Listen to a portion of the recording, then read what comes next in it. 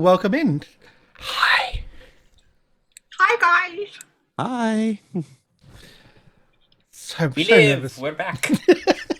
We're still here. So, welcome in. My name is Karsh. This is GoblinCaveTV. We are back for our 7th episode of Mask of Nyarlathotep, our Call of Cthulhu long-running campaign of horror and fat vampires and weirdness.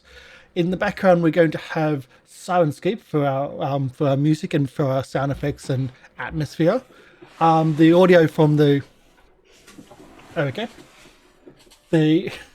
audio from the intro was done by Lorian Ross, commissioned for the music.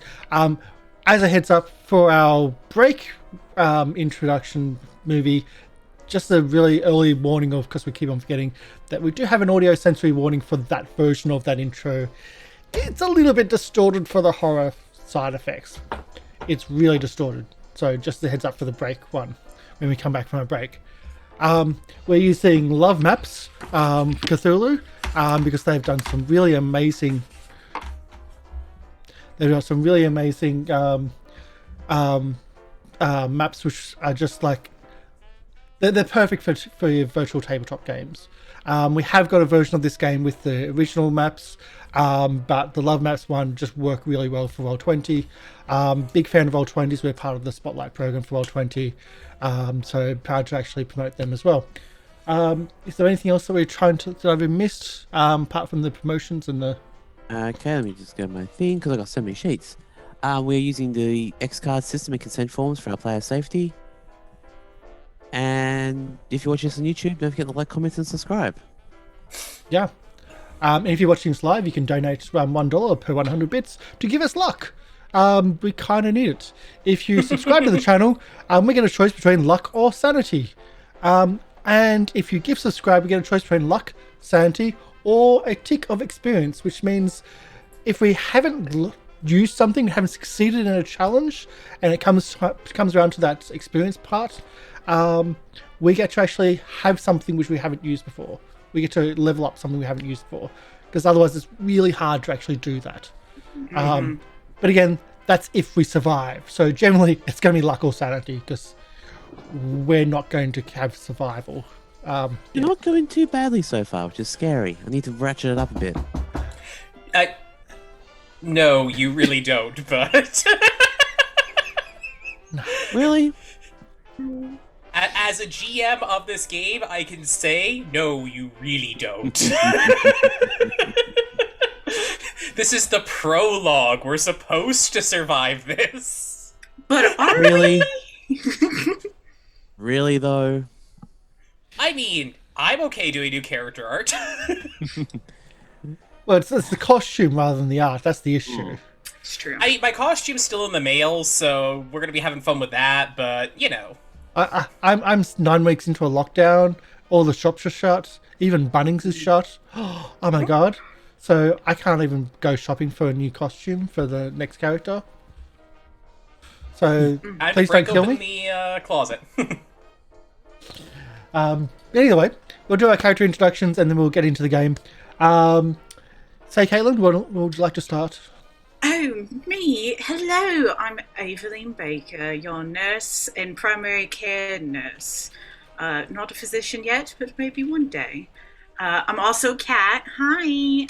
I am the manager of the Spirit of Halloween that is, in fact, CestCaitlin. You can find me in a couple different places, but it's good to be back. Hi, my name is Karsh. I'm playing Sergeant Jack Hunt, the smart one of the group, the intellectual, the professor, the archaeologist. Yeah, no, pretty much the reverse of all those things. I'm playing the guy that thinks that the pyramids are in Egypt and that we're going to the darkest jungles of Peru to go to Egypt somehow, because that's where pyramids are. I mean, I'm pretty sure that's where pyramids are. I saw them when it was in the war, so like, yeah. Yeah. Eon? Hi there, I'm Eon. I'm going to be playing Sidney Baker, who's... Or not Sidney, wow. Sidney Tyson, because apparently Yes, I can't talk. Apparently she's now siblings with our dear miss. But the main issue...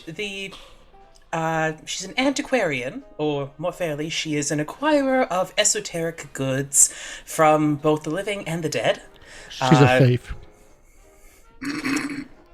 Well, it's only stealing. It's only stealing if it's not archaeology, and I'm just not willing to wait the 100 years for somebody to be dead and bury their things. I don't kill them for it. It's all good. No, I do not kill them for it. Our boss. I didn't kill him for his money. I killed him for attacking me. But you took his money. He owed me. I took my money that he owed me. It's all good. Besides, legally that didn't happen. There's no evidence. It's true. She made you sure got of him that. there. Not a crime if you don't commit it. You know what I'm saying? I just love It's the only a fact crime if you get caught. they're delaying because I know it's so much fun. Let me just enjoy myself right now. Phoenix. Hi, I'm Phoenix. I am playing Alejandro Garcia, our guide and person that's probably going to go crazy and kill us all because these people are messed up. Oh, yes. I don't know what you're talking about. I am a paragon of sanity and thoughtfulness, and I have a great bedside manner. No clue what you're saying. And you have got a golden baseball bat with hieroglyphic writing on it, which you beat vampires with. Everyone's got to have a night job. Actually, out of all of you at the moment, Aveline does have the most sanity. Yep. No. Sidney is probably doing the worst. I'm going to be completely honest.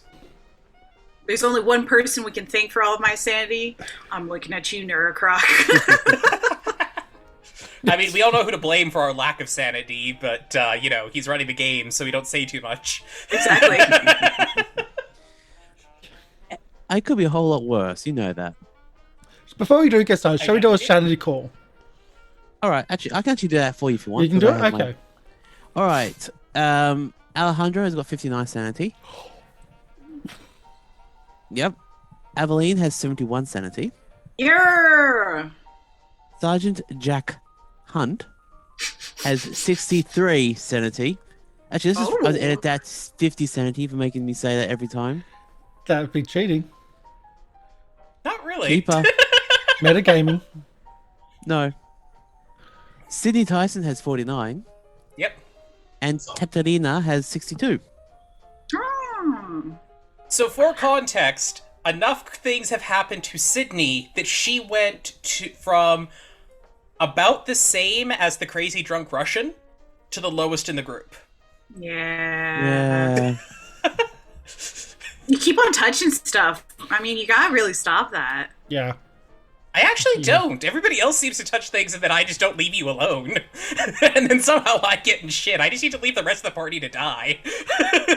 And as a player, I thank you on behalf of my character to not spread the information to Jack, because I know that Jack annoys your character, so he didn't pass on the sanity rolls to Jack. So I thank you for that. Yeah. Because if you're not used to Call of Cthulhu, sanity is a bomb, which is essentially a grenade you can pass to other people to get them. You pass on the information which causes you to sanity loss to hurt them as well, because sharing is caring. But yes, we are delaying, so I think we should go into the game. Sure? You don't want to keep delaying a bit more? No. Keep vamping. We'll go. All right. Well, hello, I'm MrLiveProducer. I'll be your keeper for this evening. And this is Masks of Nyarlathotep. And as last we left our investigators, having awoke to a bright new day after attack from the Garcia, Jackson's eye spends some time writing what he's currently found out and encourages the rest of the investigators to write what they have seen, not only for their own benefit, for those who might follow them, since this could be a situation larger than anyone else can imagine. As Sidney Tyson awakens, and having the bag thrust into the hands from Mentirosa, and then hurried out of the room with a slightly panicked giggle of some urgency, Sidney Tyson then looks into the bag, which notices the broken golden mirror and her pale yellow crystal ball is contained within. And before I forget, Sidney, if you check your inventory, I've actually added that crystal ball to your inventory. Nice. Yes, so you actually have it there. With hearts to hearts between some investigators, some time spent learning about Jackson Elias's past, his written books, and future visions about a room 410, along with some discussions with Aveline Baker about her dreams, she finally gets the name of Nyarlathotep, with Jack Hunt having a flashback or a flash forward with a flying object near his home nearabouts. The investigators then make their way to the hidden ruins in the Highlands via trucks that Larkin has booked for that trip. After the first 4 days of travel, a feral Karasiri runs across the party at night time, and with a lucky shot, Ooh. it was an extremely lucky shot. It was there. very It was. good. Takes it out of his misery. The investigators spend some time investigating the arena area for more, also having to make sure the rest of the truck drivers don't come to investigate the noise. With breakfast cooked in the morning, our crew leaves to continue the dangerous trek as the crystal thrums to the beat of something yet unseen. Da-da, da-da, da-da. All right, so same. You are in the trucks again. I would assume that people have been switched around. Yeah. Who's in the truck with Jackson Elias at the moment? If I want to be in the truck by myself. I'm gonna kick Alejandro out. Be like, yeah, go. So you should socialize more, dear. I feel like you keep too much to yourself. I have the map. Yes, well, I need Please. to. yes. no, you can drive from the back. It's fine. But yeah, I can read. No, damn, foiled again. Sidney, for her dwindling sanity, would, if Jack doesn't follow her or insist on anything, leave him in the back truck with his machine gun and go sit somewhere else. I'd switch places with you, Sidney. Don't worry. Okay, Yep. so Sidney will sit with Jackson. She likes Okay. Jackson. I'll be probably doing some bird hunting at the back. Are you going to use the machine gun, or are you going to use a different gun? Because you have very finite ammo in the machine gun. Yeah, I've got fire on both, but it's also if Alejandro, if Mr. Garcia lets me, I because mean, it is his country that I'd be probably just killing things aimlessly. the thing is, you've refused to kill things, mostly. You've been leaving us to deal with the monsters and killing them. That's committing crime. That's a big difference between that and yeah. the difference between crime and hunting is location. Yes. And target, I would say. No.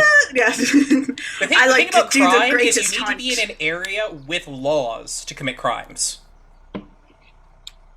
Because crime is specifically breaking a law. You can do things that are amoral. And I will 100% agree that it's amoral. But There are crime still is different. laws. There are still laws here. There may not be anyone to enforce them, but there are still laws. Yeah, same thing at that point. Plus witnesses. Witnesses are a fantastic thing you need for a crime. It's true. If there's no witnesses, did it really happen? I can just imagine there's actually walkie-talkies between the cars now and just talking about this conversation through the car trip. I mean, it's not even walkie-talkies. I'm picturing, like, we have the giant radios that are, like... that you're because that's what you needed, is that you've got the radio that's, like, the size of a bench, and we're just, like... And Alejandro's just sitting there occasionally, like, listening to this and going, oh dear, did I really let these people into my country and live? It's the regret he'll have every day. I mean, he doesn't have to probably worry about it for much longer. Okay, so so Jackson is in the truck with Sidney at the moment, correct? Yes. Okay. So Jackson, after listening to this conversation, raises an eyebrow and goes, I see you've traveled a fair bit. Not as much as I'd like. But yes, I have traveled due to the nature of my work. I am, despite what Mr. Hunt might claim, an archaeologist by trade. So, one does generally have to travel for that. Though I won't disagree with him that all archaeologists are thieves. We've just got a permit. Because they don't like listening to the people we take the artifacts from. Well, the difference between legal and illegal is usually pieces of paper. Yes. It does tend to be. So, I understand why Alejandro is here. I sort of understand why Aveline is here, and you. I know you're here for the artifacts, but why? It's not something that I would assume that you would be normally be here for. Well, at first it was for the artifacts, and for, I will be honest, there was the selfish thing of most women who do go into learned fields are not respected, so the chance to find information and thumb my nose at all the other academics, we'll call them politely, who doubt my skills due to that was more the motivation than the artifacts, to be honest. I mean, I don't really need the money. I'm rather well set for that. And then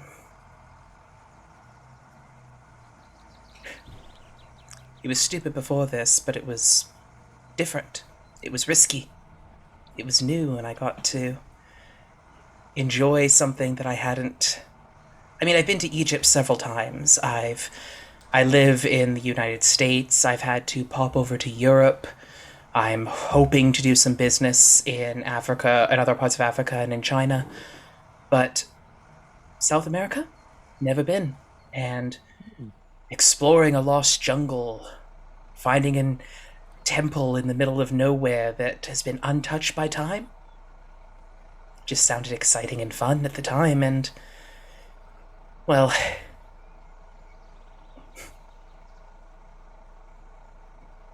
Well, it is good to have someone to call home. Have you read any of my books before? Yes, I have read one of them. I do not remember which one. Give me just 1 second.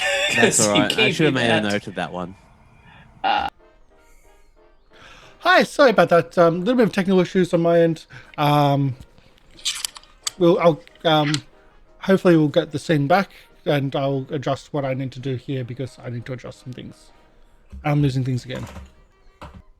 So Jackson leans forward, looks at Sidney, and just says, "You know, you sound like me when I was growing up."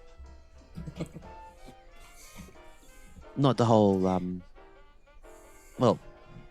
gestures to his skin color.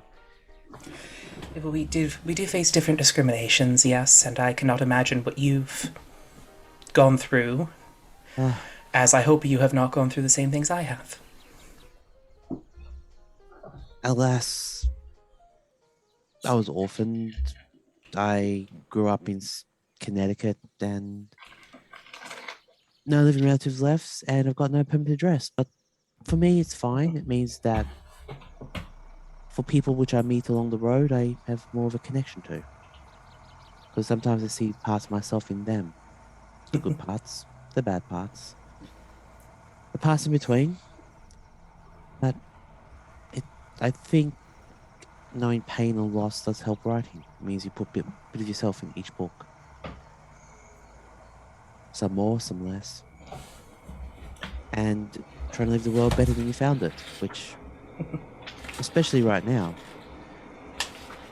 makes it even more,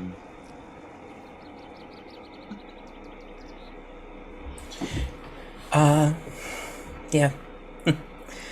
I'm not the kind of person that really can leave the world better than I found it, despite my attempts in the past, but I do understand for that. Does not surprise me we sound the same, or at least you hear a lot of your history and mine. I'm going to assume that you're not an orphan under the same circumstances I was, though.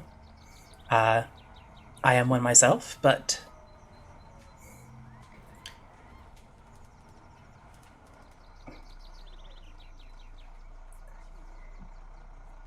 Most likely not, unfortunately. My 21.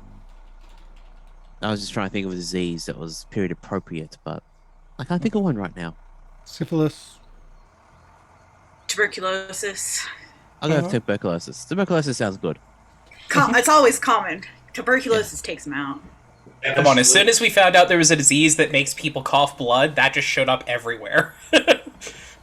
Writers were like, this slaps. Spanish flu at this time. Right, but if Jackson lost his parents like 20 years ago, 20 or 30 years ago, whenever he was a kid, right? Because he's in his 40s. 41.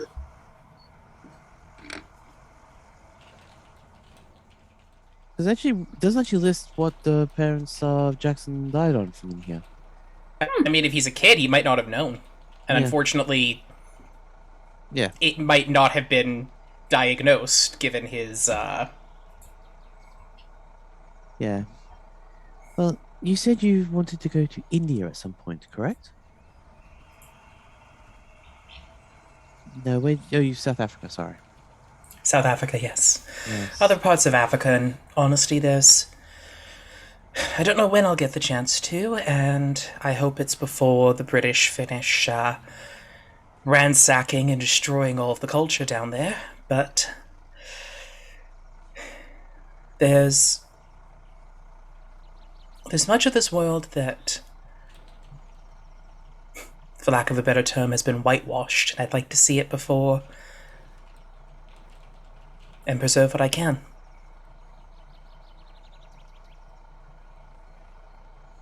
Yeah, well, I have had dealings in Kenya a long time ago with a Aja Singh.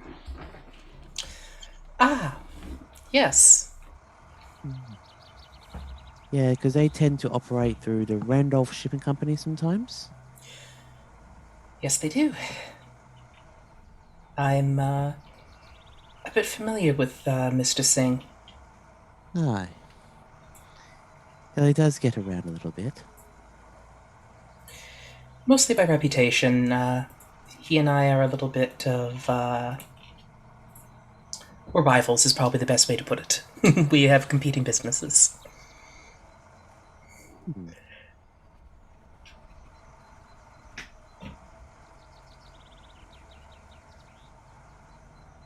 How do you know Mr. Singh? He directed me to a thuggy cult. Apparently, he did some shipping of some artifacts. And, well, if you've read one of... you have it down that Sidney has read, Disarming Arts, I believe? If that's one of his books, or something along those lines. Masters of the Black Arts, that would have been. Masters of the Black Arts? Okay, my bad. Yep. That's right, my fault. The thuggy is most famously known for Sons of Death, his 1918 book about modern-day thuggies. Mm-hmm. So, yeah, Mr. Singh let it slip that there was a crate full of artifacts going to the thuggies, which then I used to help infiltrate and then write an expose book on the cults. Well, I've always got a fascination with cults. There's something so evil about it. That the evils in the world are pretty much of pure human origin, which is being sorely tested right now. What we've come to find out about this. It's not what we normally would expect. No, it isn't, but even here, if you remember the history, these are humans who were greedy, slaughtered, and then were just granted a very long life in reward for their greed. So, even if there's additional evil, you can still say that there's plenty of human evil here. Which is very, very true. Humans do not need help to be bad. We do need sometimes help to be good, but whatever monsters or things are out there, I'll take my chances with them. It's people that worry me. Well then, what really declares the true evil in the world? Is it the occult, or the people who want the power to wield the occult for their own means? Depends on what those means might be. If you are seeking safety and security and you're not harming someone else, So the difference between good evil and bad evil is who you affect? I would say your intent does matter, but so do the consequences. You can intend to not hurt anyone, but if you are researching a disease and you make it heartier so it ignores our only way to treat it, well, it doesn't matter if you were intending to make it better. You're trying to find a new cure. If you release that on the populace, that unfortunately is an act of evil, even if it's just through negligence. Intent matters, results matter. I have a feeling that if we try and go a hard, fast rule and stick to it, it doesn't take very long before we're the evil instead. And then if you say anything for a person's good, if it misaligns with what they deem is for their good,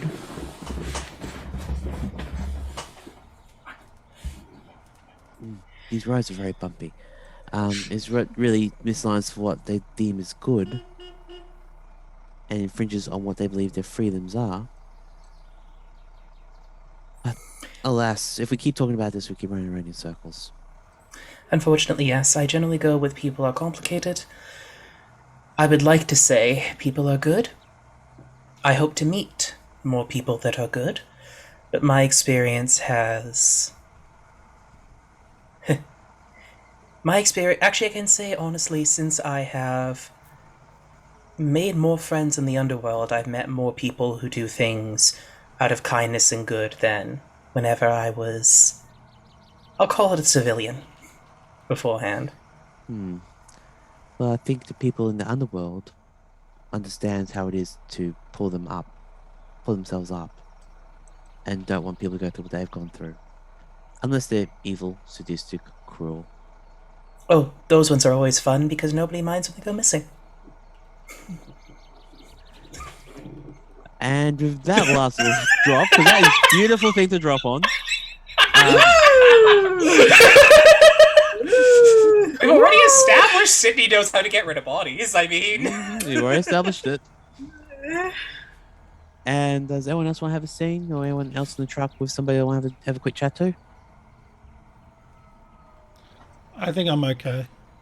Yeah, you just at the back just doing random Oh, yeah. stuff. Yeah, I'm I have a okay. nap. People ignore me, so I'm okay. I mean, you're actually with one of the people who will listen to you. I know. You could, I know. Jack. You could talk to me if you ever need to. But every time I talk to you, you either confuse me or you inject me with something. I mean, one of those is for your good. The other one is also for your good because it'll help you figure out women later in life. See, again, you're confusing me. Yeah, there. And you Now, just see him jab you in the neck with it. I was about to say, now show me the hands. she holds him up this time. She's like, nothing up my hands, but my sleeve. No, there's nothing up my sleeves. Not this time. I mean, it's, supernatural does tend to put a bit of a different spin on things than what we're normally used to. I think it's a bit confusing for everyone. But there's got to be a reasonable explanation for it all. I mean, I'm desperately searching for one myself. There's got to be some. And science is a new thing, so they don't know everything. So maybe one day they'll be able to explain and figure out what's going on. But there's got to be a reason for this. Well, at least from the science that I know right now, biology has yet to suss out how you could consume one's fat to live forever. So, I mean, if they could figure that out, I feel like that would cause a lot more issues than good, most likely. There's some people that could stay dead, I think. I mean, it was only a couple of years ago people couldn't even fly, and now we've had people fighting in the war, flying planes and dropping things on people. So, I mean, maybe 20 years we'll know what's going on, but this is just weird. No, I agree. This is, as you say, just weird. But, I mean, if we're trapped in this weirdness, the least we could do is look out for each other and make sure that no one gets eaten. And does that mean either by mosquitoes? Do you see her like smack one? Either by mosquitoes or by vampires. And does that mean you're going to be throwing away my guns again? Well, only the broken ones. It wasn't broken until I gave it to you. And I can fix it if you don't throw it away. It's true. I promise not to throw away your next gun. But what about the one after that? Or is the promise gone after that? Aveline, she just like rests back. just rests back. Be like, well, best hope we only have need for one gun then. You're really mean. You're not the first to tell me that, dear. Yes, but I'm not on the bedside table, injured in the battlefield. I'm right here. I'm supposed to be a friend. You are. I wouldn't talk to you if you weren't. Promptly ignore you. Or be meaner. Heaven forbid. This is friendly mean. English are weird. Like, if you're in Australia, if you don't talk to someone, that's so rude, then you get hit. Here, in England, you just ignore people as a casual sport almost. Yes. And we've gotten quite good at it. Would you like a demonstration? And No. then she rests back again.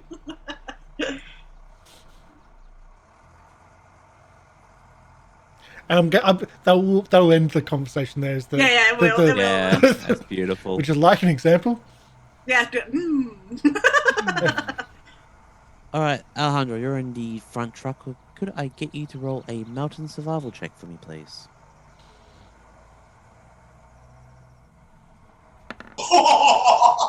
Ooh. That's a way to start. Oh! Yikes. That is the best way to start. Yikes. Please turn around where possible.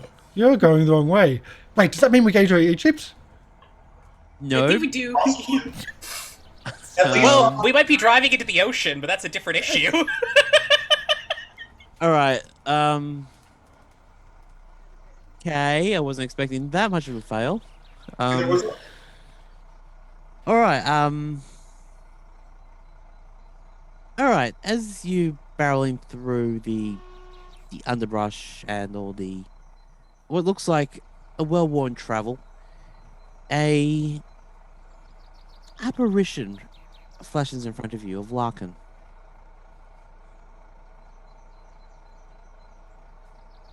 Standing there, eyes dripping black tears, and you reach over to get the wheel out of the driver's hands to try to avoid hitting him. Because you weren't expecting this. Neither was I, so what am I going to do? Can I get you... What's the best way to do a reflex, please? Dodge. Would generally be dodge or dexterity. Your choice. Yeah. Give me a dexterity, please.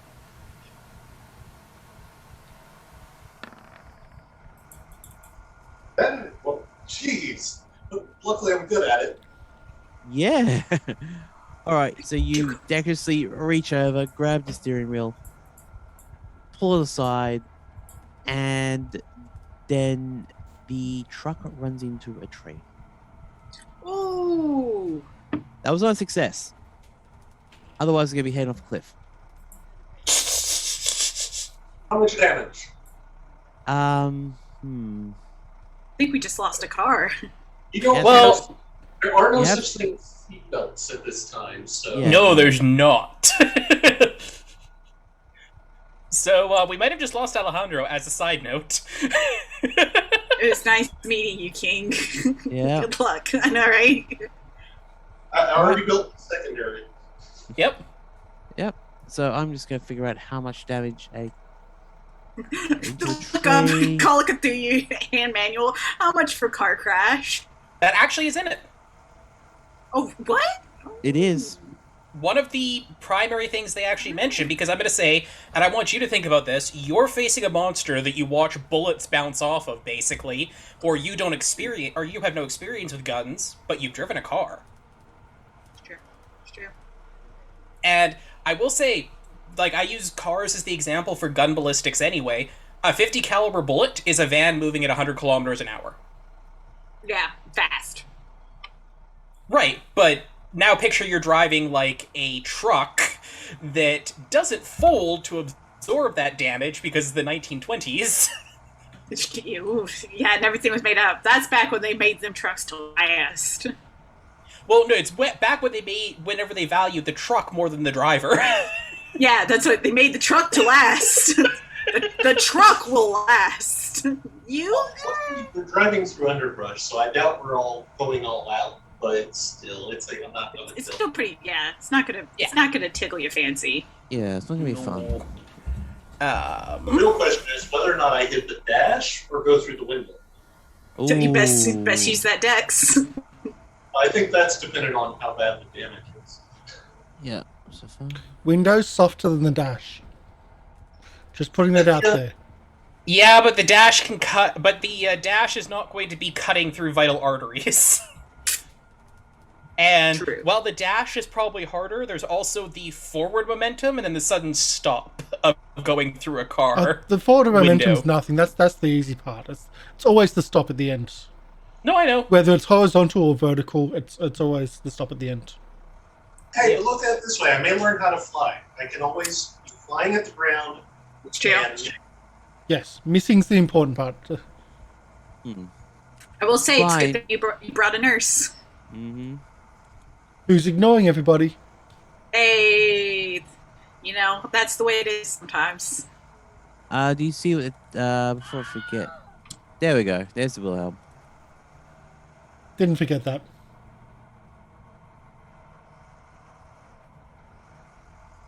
Do you know, Eon? Do you have the table there at all? Because I can't find it at the moment.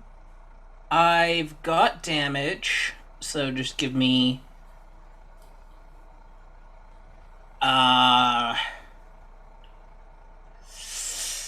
Okay. So...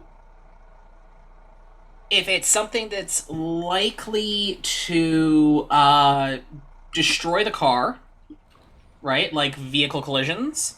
So it escalates in damage. So if it would damage it, it's 1d10 plus the car's build. I was gonna say 1d6. Yeah, that 1d6 he has also for it. It can damage the car, but it's less likely to kill the person inside. Yeah. If it gets bigger than that, just for kind of context, like the idea of a high-speed car crash, it's up to like 5d10. Yeah, no. I think this is more of a fender bender. The radiator gets pushed in, and you just give. You don't flow through the window. You just. It's like you hit a wall, so you just hit the front of the dash. I kiss the dashboard. Kiss the Yeah. dashboard. So roll me a Fast. 1d6, please.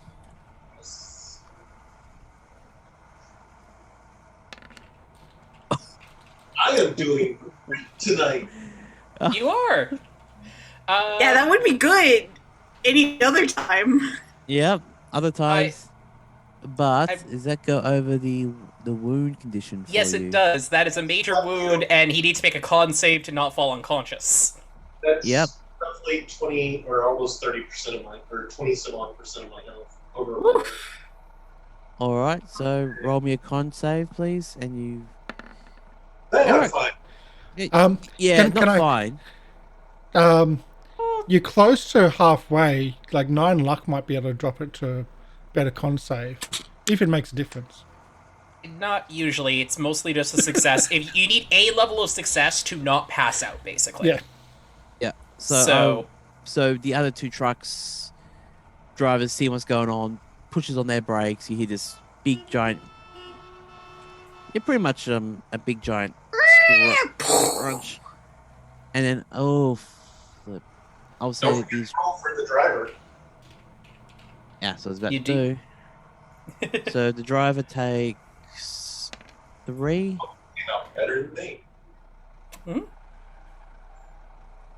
Yeah, surprisingly enough. And no con save. All right, so and I'm gonna have to roll 2 dex checks. I'll say these with 50s. So 100. So I should probably also add, since Sydney was basically up all of last night Mm-hmm. with how things went, she was asleep whenever this happened. Yep. All right, so we're rolling with 50. So second truck succeeds and third truck succeeds. Hey. So because I was aiming for they're drivers, they know how to use their car. So I was saying 50 flat for them for their driving skill. So they all succeed. They all push on the brakes. The rest of the convoy stops. We And- stopped for a reason. As you walk out, you can see the first truck, which was truck Alejandro, has rammed a tree. Oh god. Oh god. And you just see like Go. like she picks up, she grabs her medical sack from beside her, like tucks it under and like books it, which is you wouldn't tell for someone in like skirts that she would be able to move so fast, but then she like picks them up and you could see like the like pantaloons underneath and it's just hoofing it. Aveline, your pantaloons are showing. Not right now. And she's They like are right running. now. All right, I'm busy. So I'll go and is this going to be a first date or is it just like a straight up medicine? I guess is to determine what's wrong. I feel like I've diagnosed the problem. I'm no doctor, but I think I've figured Specifically, it out. medicine. Yeah, You're not allowed Medicine to. would be- Medicine first, so you can figure out what the problem is. yeah. Okay. Yeah, it's a And diagnosis. medicine- And then, yeah. I just be like see like a small flashlight come out. Be like, okay, I need you to track. Okay. And she's oh no, that's not supposed to. No, that's not good. So with that, you would understand that Alejandro has probably been concussed and is probably bleeding a trickle from his hairline, from the nose or from the hairline.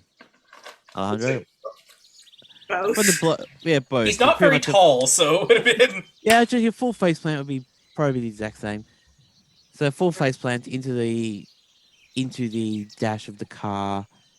So if as you look at Alejandro, at the moment would you be wearing the wraps around your face to actually protect your face, or would you not be wearing wraps? I've stopped wearing it since we're out of the city. I've stopped wearing the face wraps. Okay, so yeah, there's blood everywhere. You get a more closer look at Alejandro's face, and you wonder how the hell did someone survive what he went through. I just look at him. I'm like, don't worry about all the blood. It's it'll be okay. Head wounds tend to just bleed so much when they're not even fatal. So But that good looks on really you fatal. for not being dead. No, get out of here, Jack. And then you see her be like, I need some water, please, water, and take it. Hold you Jackson down a little Elias is right beside you, checking in on Alejandro with a canteen of water to be ready, waiting for you. Sydney, Jack's, Alejandro's dying. Come and have a look. bit. So And Sidney pat him. blearily sits up, like she's passed out in the back of in the back of her car. Like they didn't crash or anything, so she just. Oh, then I'll basically go felt to the, come I'll a go to stop. the back of the car. I'm sorry for the loud noise. Jack, do you actually go up and do that? Because you will have a gun in your face. All right. Wake up, Alejandro's dying. You have terrible timing and bedside manner. Puts the gun away. Me? And she's like pushes past you. She's not even looking at you. Aveline's worse. You've learned it from the best, Jack. It's not a contest, you bloody imbecile. If somebody's dying, it's not a cheerful event. If we can't win at cricket, we have to win at something. Larkin. Larkin. Yeah. Larkin? What do you mean Larkin? I start looking where Alejandro's pointing.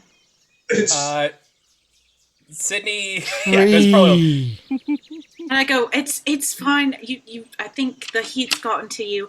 It is like wiped away some of the blood. Made sure to check if the nose is actually broken. If it is, we'll be like, don't mind this, and just pops it back in. Yep. Oh. Basically. Yeah, And that it's hurts. Like you'll be like, that is going to smart for a bit. Did you give him something to You'll bite be able on to before breathe more that? clearly. Probably not. No. Ow. The scream is how I know they're still awake. And then it will take out. You All want to right, risk Sydney's medicine? having second thoughts about making you a doctor. You do understand this. No, he's fine.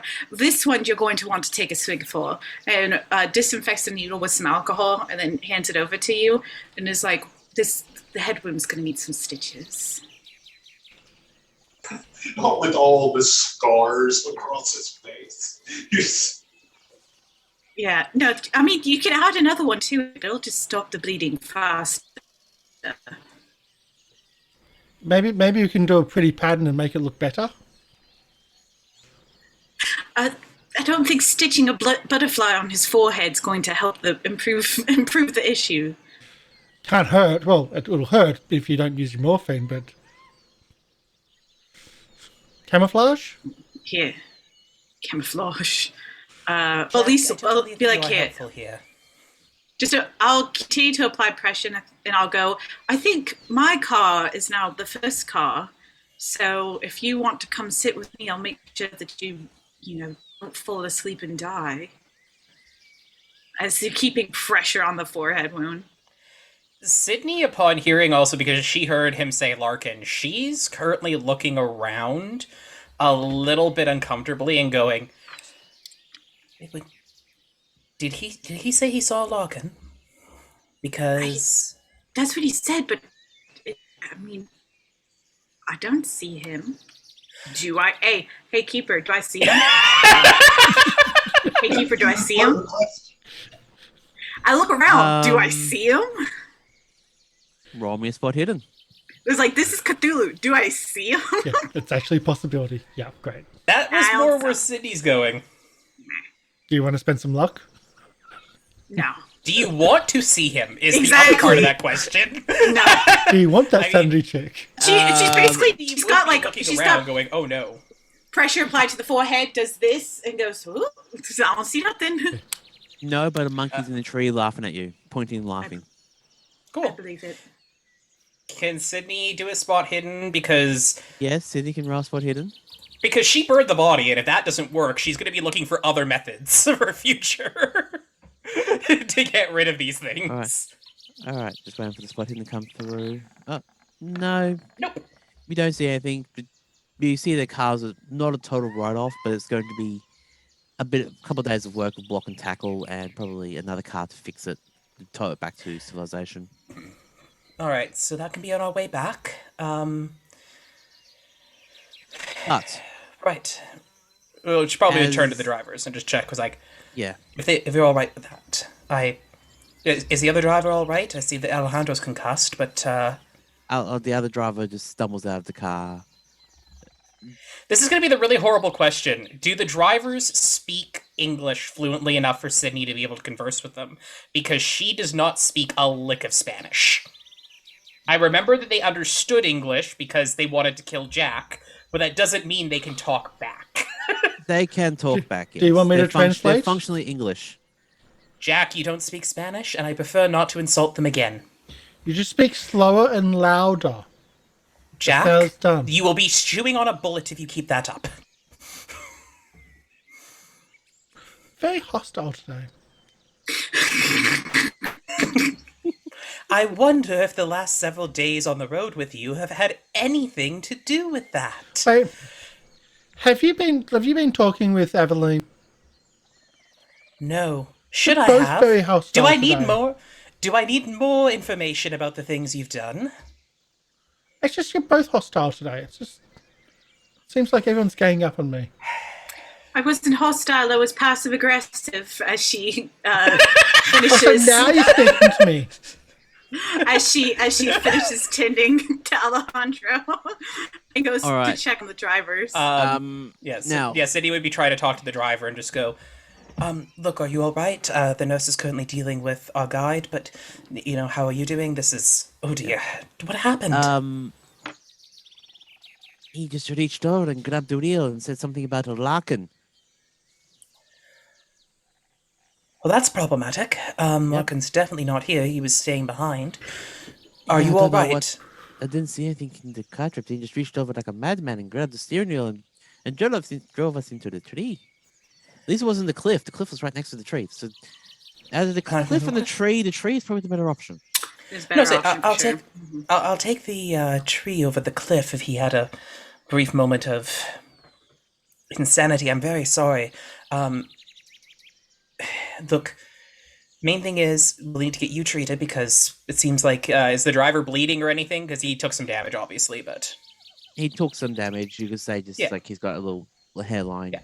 blood Yeah. drops coming down his. the nurse can probably his treat you forehead. once she's got Alejandro stabilized, and All right. I believe this would be up to you. It's not. It would take. I'm not sure if you have a normal procedure for this, but I would recommend we continue on with the 2 trucks and bring this truck back on our way back. Just move any necessary supplies over. Make sure that it's. No one's going to be able to steal it in this condition, really. You can see the car driver, the driver just reaches over, gets the keys, turns it off, and pulls the keys with it. All right, as long as that's good there. Jack, I believe that you and I will be better served moving supplies than getting in the nurse's way. Yep.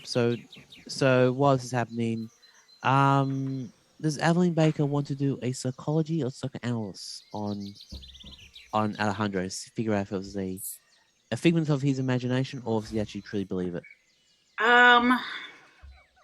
Are you good at either of those? I'm very good at both. It should be hard because he's not thinking straight. Sorry, what was that? It should be hard because he's not thinking straight.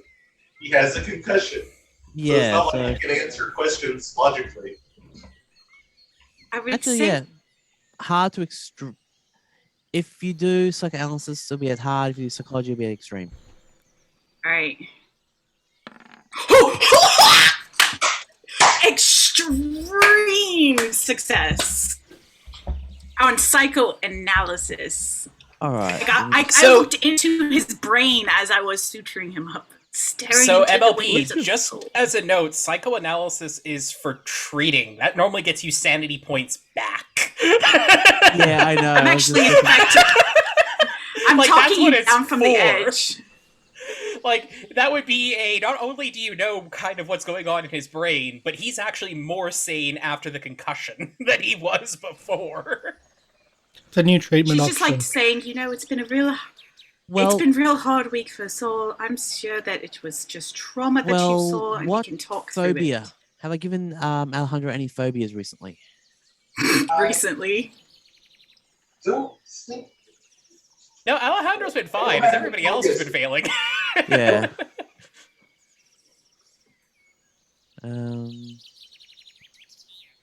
All right, you get 1d3 sanity points back. hey, you're welcome. I treated not only your physical wounds, but your mental ones. That'll be So that would be like $100, roll- $20. you round up, so it'll be three sand Yeah. back. Oh, 3 sand. So the new treatment option at the hospital is to throw them out the window, that third story, and then treat them for the insanity afterwards. Now, the real question, though, Keeper, is was Alejandro seeing things or not? Since she figured it out. Share the sanity roll. Mm-hmm. Because I think you might lose it. You did see. Okay, Aveline, as you Yes. were trying to work out, did he actually see it, or was it just something Like from a repressed. Yeah. a repressed memory of killing their former employee? He actually did see Larkin. Now roll me a sanity check, please. Okay. Well done, Phoenix. I'll pay that one. Well done. Oh, beans. I win. I'll take my lump. I'll take my lumps.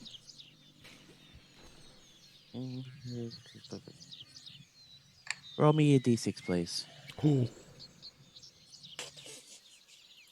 Proceeds to Oh, roll one. man. I have to roll my own damage? It's cruel and unusual. Yes. Welcome to Call Cthulhu. Oh, beans! Double down! I win. You lose 4 sand. And Alejandro did see Larkin, but not the way that Larkin was normally presented. It wasn't the physical form of Larkin, it was something else. Like someone was using it as a puppet.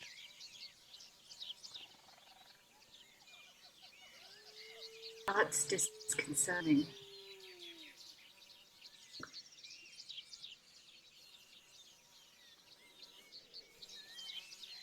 I believe you. If that helps. But now my beautiful face, it's all ruined.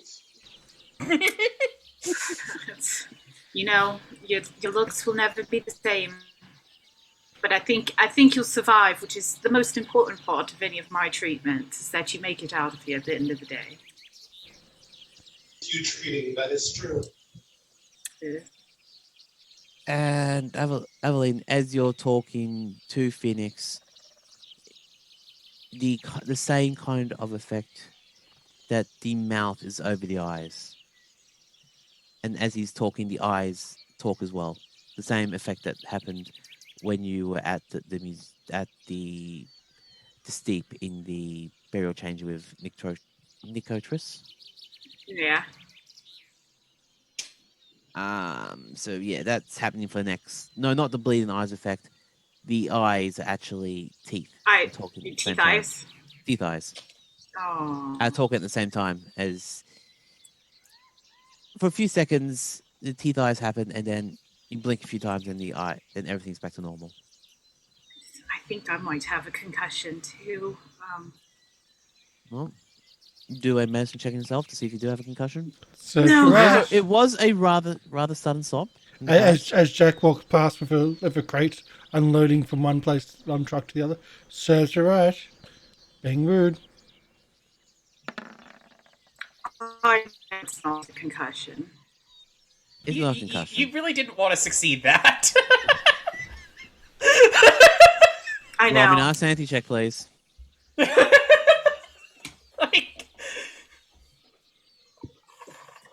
Hey! Congratulations.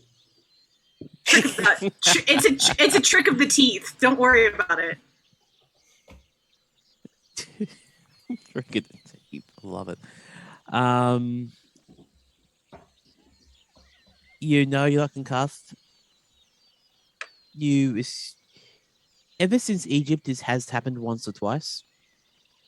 3, 4, 5, 6. It's when you're heavily stressed, I would say, this would happen. Just And kind of you get somewhat probably best way to describe it is shell shocked sometimes. From the war. So yes, no. Roll me a d6 for sanity check, please. I succeeded. No, roll me a d6 for sanity loss, please. It is still a success, but you're still gonna lose some. Just gonna be. It was a to roll. hard success. You're still gonna lose some. So you lose 1. Actually, no. It's 3, Remember so it'll be when- 2. Sorry. Remember when Aveline had the most sanity? Yeah, I don't either. Beans. so Phoenix, what did we do to get you upset again? Yeah, Phoenix, what the heck? Hey, it's Cthulhu. We all gotta share the love. It's so true. Share the sanity loss. And I'm all for sharing the sanity grenade. So, would Sidney be just inspecting the area, see what they can find, or be helping with moving of stuff, or what are the other people doing? I know Jackson, Jack, and who else was helping move the stuff from the first truck to the second truck? I'll help with the moving. Aveline and Alejandro would be caring for each other because, well, they're both apparently concussed now. Sidney, do you think you can be on lookout and whatnot? Sydney was helping you unload just because, or was helping transfer stuff over, but she can move to lookout if you want. Like, she's... Just in case, because we are in the middle of a jungle. Yeah, that's what she kind of assumed Jackson was doing. She also kind of assumed Jackson, being an older man, would probably not want to be carrying heavy loads between. Oh, no. Jackson is a very tough, strong person. Yeah. Okay. Literally. So Yeah, he would be Sydney's helping. decently strong, too. That's why she was helping. Yeah. But yeah, she'll stand lookout instead. But I'm just going to do the whole chauvinist thing. Let the men take the heavy work. So it's part of the time period. Not, yeah. Mm-hmm. Sydney will remember that. Sydney will remember Jack's growing list of sins. I'll be watching you, Wazowski. I should probably actually mention Sydney doesn't pick straight up fights. That's not her preferred method. No, but she knows how to get rid of the bodies, which is the disturbing part. Oh yes, and she also knows how to make the bodies without the straight up fight. Which is why I'm like, Jack's growing list of sins. Could I get you to roll me a listen check, please? Why listen? Because I'm an asshole. Don't know. Because he knows your sheet and he knows you don't have it. Why is it not rolling? Are you in edit mode? It's better listen than taste. Oh, did that go through? I think I rolled twice by accident. They're both failures, so hey. And I'm not spending 25 luck. No. And now you can roll me a spot hidden, please. Sure. Haha! 3 for 3! Well done. You I mean, hear- could I keep you the hear and see 37 for nothing. the spot hidden instead, since it's a D100? Roll me a luck check. Oh, good. Ready for 4 for 4, people? Yeah. Ah! Hey! But you can't spend luck on Full luck. gauntlet! Nope. So, remind me again, why do we want Sidney in the position to roll? Because we do remember my luck in general. That's the whole point. Because in the 1920s, the women folk wouldn't do the heavy lifting. Which is a why you let stupid the thing. nurse- A really Yeah, it was- stupid position. Which is why you let the nurse run to go take care of Alejandro and just stood back and heckled instead of being an extra set of hands. Yeah. Because that's not heavy lifting at all. You saw her bedside manner. You don't want to be So? near that when she's caring for a patient. Ha-ha! This is fantastic. Just everybody's failing their rolls, and we're going to be just fine. Just bad. So, I had a question. Can anybody else drive a car? Because I don't want to know how our drivers are going to respond to a feral Calasiri attack. Or a puma. I've got a regular amount of drive auto, I believe. I have 40. Pardon? Anyone else can roll listen check for now, please. I'll I think it's a listen. penalty die for Phoenix's There'll character be because penalty die Alejandro's for concussed. hard. Nosy nurse? Wait for it. Oh no, I'm always willing to listen. I've got my ears on a swivel. Actually, for Aveline, it would be at success because you're listening for a gunshot. Hey, I think I heard it. Oh? Don't mind me. That's out of character. Don't mind me. A gunshot. Did you see it? Like she's tending to the other driver now, and then like a meerkat, just like who's firing off munitions? The two drivers go. We drive. You shoot. No. He I points to look back. Jack and says, he shoots. I look up. Did anyone else Barely. hear that gun? A gun just. Yes. Sorry, the response to Jack shoots, her response is rarely. But, look, she has been Yes, in all 3 around. fights with Jack where Jack has helped her once. And in that case, he didn't really help so much as save his own skin. Even though he was one of the people, she had to save the soldier's butt from being eaten. Like, Yeah. she's going, I don't even know Well, if he really was a soldier, but if this is how he was in the war, she's surprised he lived. I'd go. Can someone go and find out? Are we in danger?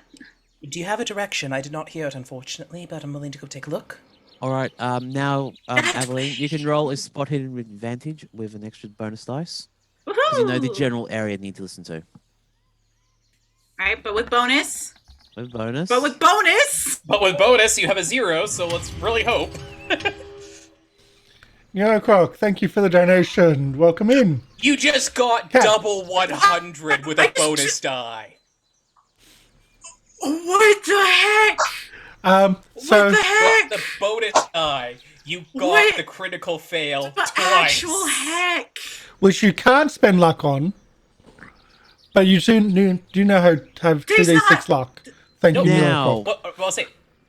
Now, the rules as written are that it is up to the GM whether or not you can spend enough luck to take that from a critical failure to a regular failure. But that is the GM's call. She earned that crit fail. I did. She did. The world said you get nothing.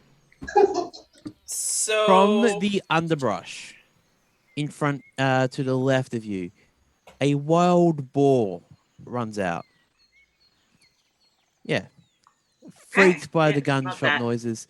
Roll me a dex check, please. I'm about to get gored, guys. Also, No! you succeed. Now, were you still tending to Phoenix, or was Phoenix still in one of the other trucks? And you were just... I was Phoenix was tending being tended was the to- driver. So Yeah, I was tending to the drivers. all right. So I need to roll him a dex check. He'll be a driver. So I'll say that. No, I'll say about 40 for that. So D100. 18. Ooh. Damn, he's a fast boy. So he nimbly dodges out of the way, and you just see this maddened boar run through. You would assume that the gunshot noise spooked him. Yeah, I'd be like, wherever he came from, most likely. All right, Sydney's so- going to look at the general direction of the heavily dense brush, and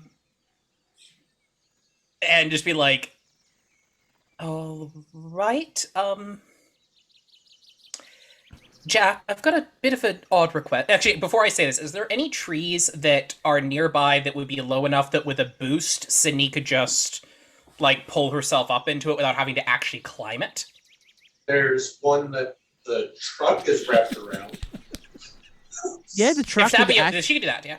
The truck Yeah, would I mean- act as the ladder. truck has a ladder on it to go Yeah. onto the top of the car. So yeah, you can get up. You can get up a Yeah. bit further. That's what And- Sydney would like to do, and see if she has a better chance of, like, seeing, is there a campfire, is there a tent, is there something that she can use to try and see where the gunshot might have come from, or a house or something. Are we hunting the boar? Probably not. I don't recall boars normally shooting. Okay, that's just Okay, yep, that's fair enough. I would assume. All right, just have to go to my map layer because I wasn't expecting to do this now. Ooh. Sydney, look, I'm trying to compensate for the fact that I can't roll worth a damn. You know, you gotta. Pardon? You're not the only Was that one. no kidding? I mean, I'm not the only one, but I think I'm the only person with 4 failures in a row. Would you like I to make get- that 5? 100s. Fair enough. It's my. Okay, yep. All right, so you're on top of the tree, top of the truck right now. Mhm. Trees right in front of you, and you can see into the ravine below. Mhm. Roll me a spot hidden, please. I and use binoculars to help me to see around for the bonus die. Because I do have Ooh. binoculars. Caitlin. Yep, You do beat I it? did Well, see I have an that. extreme already, never mind. I hadn't looked at my roll, I just realized this. No, that's fair enough. Cat 2d6 luck if you haven't rolled it yet. Oh, Oh, 2d6. is it luck or sanity? Actually, Luck. Can you choose? Is it for that? Is it luck or sand, or we just usually say luck? Yeah, straight donation was luck, I believe. All right. Oh, then- zero Subs was croc. luck and sanity, How, and actually, then how give about subs all this? 3. I will let you have 1d6 sanity. You get one of each. No, you just get because it was 2d6. I'll give you 1d6 sanity. Oh, okay, I'll take 2. Okay. You'll take your luck. I'm back. Okay. I'm back on top. So No, that, sanity. that happened as you rolled the 2 100s. Oh, thank you. So I did mention it, but Thank you, Neuro. everything else was No, I going on. got- But yes.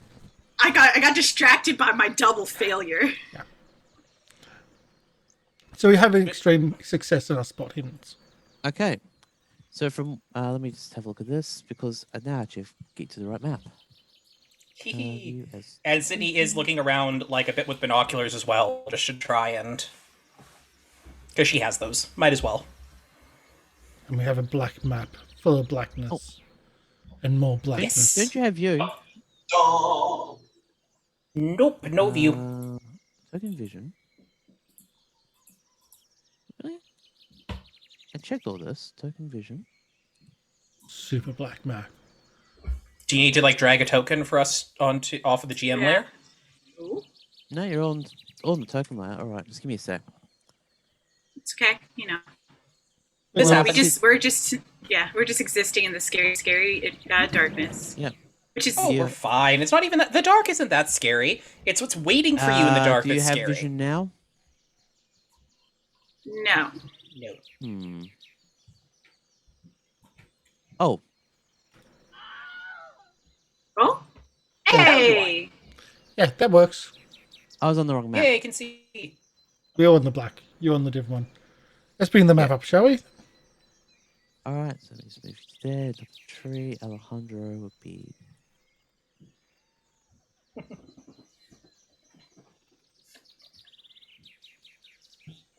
Unfortunately, our sharpshooter is currently out of commission. Right. Whoops. Pardon? He's not out of commission. Just a You are concussed. She's not going to be handing you a gun to shoot a precise Seeing target. double is not good. So, would you like the machine gun instead? You'll hit twice. You'll hit the twice amount of something.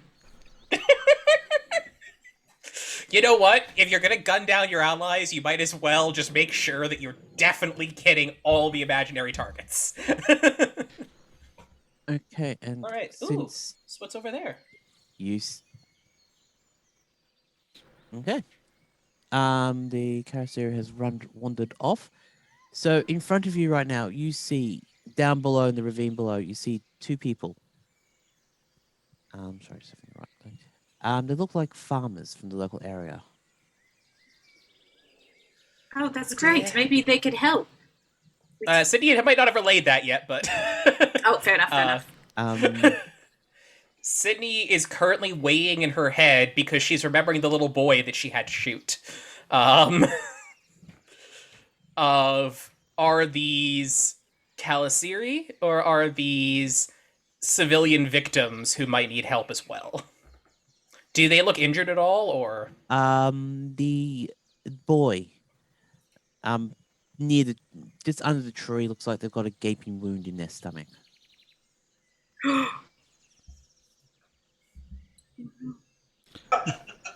Why did you let Sidney see this?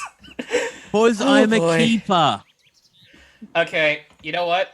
Roll me a sanity check. Okay. Didn't expect a sanity check, but cool. You didn't cause the wound this time. I mean, yeah, but... Alright, so how much sanity do I lose? All of it. Actually, no. What's the thing? How much sanity have you lost to Karsh before? You say more than 10? No, it's in the neighborhood of like 5 at most. All right, you lose 1 sanity, Okay. and now for Karsh, you no longer have to take sanity checks to Karsh like stuff Oh. because you're just used to it now. Yeah, you get desensitized. It's not a good thing. Normally, when you get desensitized, it means that other things start hitting you worse. Because you are so attuned to horror that your mind starts to break a little. Just a touch. So it's a good thing I have a backup who Sidney has spoken to about some of this. Either way, you're relaying the information. That was what the roll was going to be on my end for, so give me a second.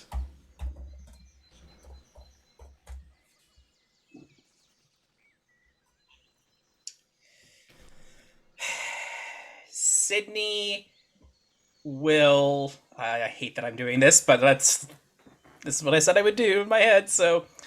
Sidney hops down, turns to Jackson only, and goes... Jackson, if you wouldn't mind, could we just, I did notice something, but it might require your assistance specifically, with Alejandro concussed. Yes? I need somebody who speaks Spanish, who's seen the Kalasiri, and might be able to help me convince the father of a child that the child might need to be put down. It looks like they're victims of a Kalasiri attack. And I don't know if he's been returned. I really hope he hasn't. And I have an easy test if he has. And if he hasn't, we bring them back up for medical care. If he has, well, I already know Jack's not going to help. And Aveline's busy.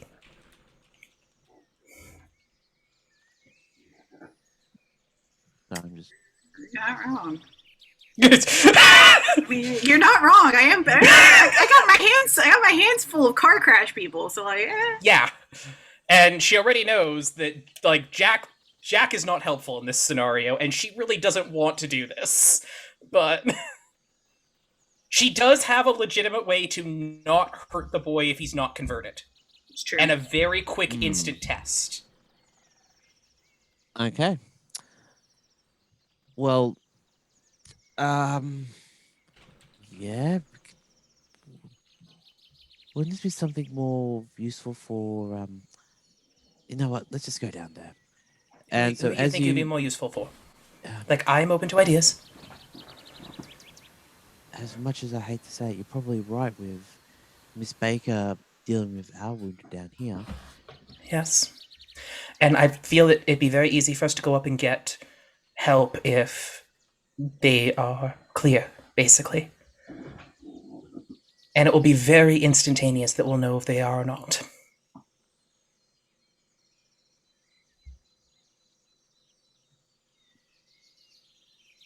Okay. So as you look through the cliff, Mhm. I'm not going to make you roll for it because with your rolls today, I don't want to see you die just yet. Oh, come on! This is fun!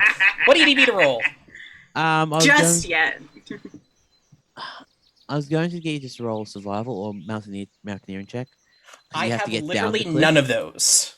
So you would assume that there would be a rough hewn path.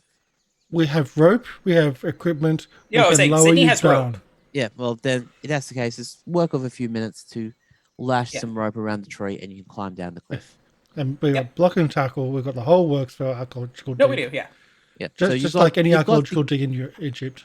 Yep. you've got the equipment to get down there safely. However, as you get down to the bottom Mhm. of the cliff,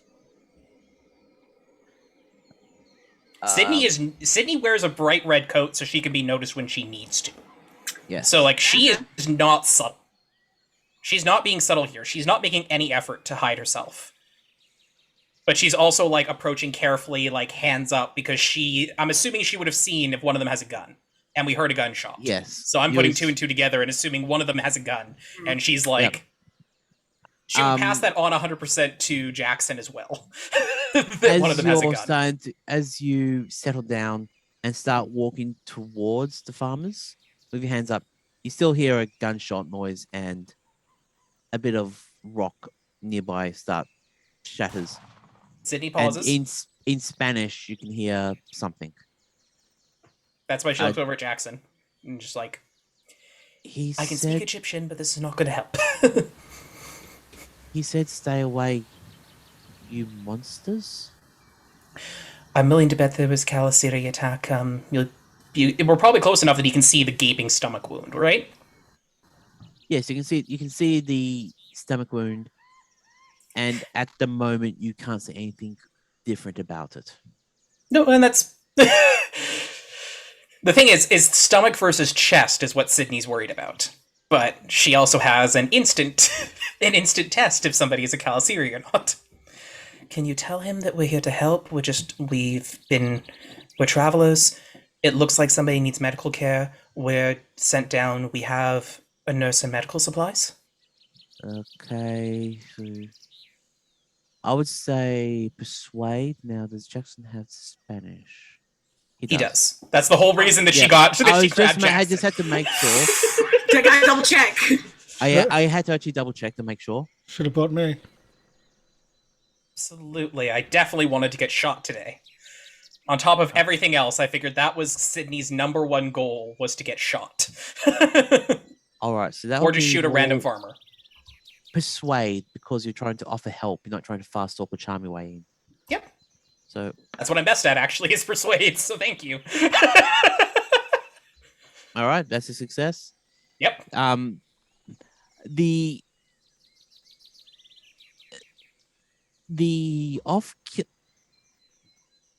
The farmer in front of you. You assume it's a farmer. Mm-hmm. Takes a shot, looks at you, raises an eyebrow at your outfit, and you're not the typical Karasiri that they expect. Sydney is going to take a little bit of a risk for it because she has the gold bar that burns, and that's what she was going to use to try and check. So she will definitely have that ready in case a Calasiri comes back, so she can show, yeah, no, I'm clean. Or she'll show a little bit to show she's not bitten. Basically, would be the other thing she'd offer. All right, so Any persuade checks? Did you press the gold bar to your own skin first? Did you check that? Probably yes. Or okay. And did you do the same with Jackson? Yeah. Okay. So it means any persuade roll for this encounter, you get a bonus dice. Okay. Actually, no, you wouldn't because they don't understand doesn't know what what the it gold is. bar means. No, he doesn't. So- No, same. She wouldn't do it like in front of him like that. Like she would have it. This is more her planning for the future. Okay, But she would cool. mention that to English and Jackson, going, "I have the ball with me, and we're going to use it to test the boy. If another thing comes out, we can make sure that the body doesn't get back up using it." It worked last night, so yes. Alejandro and Jack hear the second gunshot. Do they? Have you rolled a listen check? Well, that's what I was I mean, asking. I mean, technically the nurse would potentially as well. Yeah. Nope. I don't hear shit. No. You're concussed. First the bottle of laudanum. All right. Kat, did you want to roll another listen check to see if you hear the second gunshot? The way my sanity's been going, I feel like that's a trick, but I know. I mean, all a it's trap. not really your a sanity friends. loss. You just hear another gunshot. I hear everything. You bet I heard it. All right. I would. You heard another gunshot. The thing is I'm like, I've got to take care of it. I can't treat a gunshot wound and head injuries one problem at a time.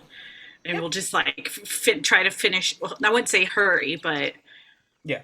expediently triage these people so that I could hopefully go and help what is probably about to be an escalating situation. What about ball wounds? No one was gored yet. I'm on lookout on top of one of the trucks. On lookout for the ball, that is. Oh, good. We do, we gotta keep rations high. Roll spot hidden. I'm So is excited Karsh going to shoot the go boar? out. Because that would be Roll. hilarious. You see nothing. All right. Jackson at this point takes a hesitant step forward. The older one of the farmers tracks the gun but doesn't shoot. Sidney as kind of like the thing that she knows she can do. So she'll reach in, she will two-fingered style pull out one of her pistols and set Yep. it aside. Like drop it and kick it aside. Like keeping her hands raised to show like Yep. I just disarmed myself. Okay. At roll. Like she already succeeded in the persuade. Like she just wants the farmer not to shoot her as she walks forward. She's not completely disarming herself because she's not Roll stupid. me another persuade, but with bonus dice because you've disarmed yourself. Fair enough.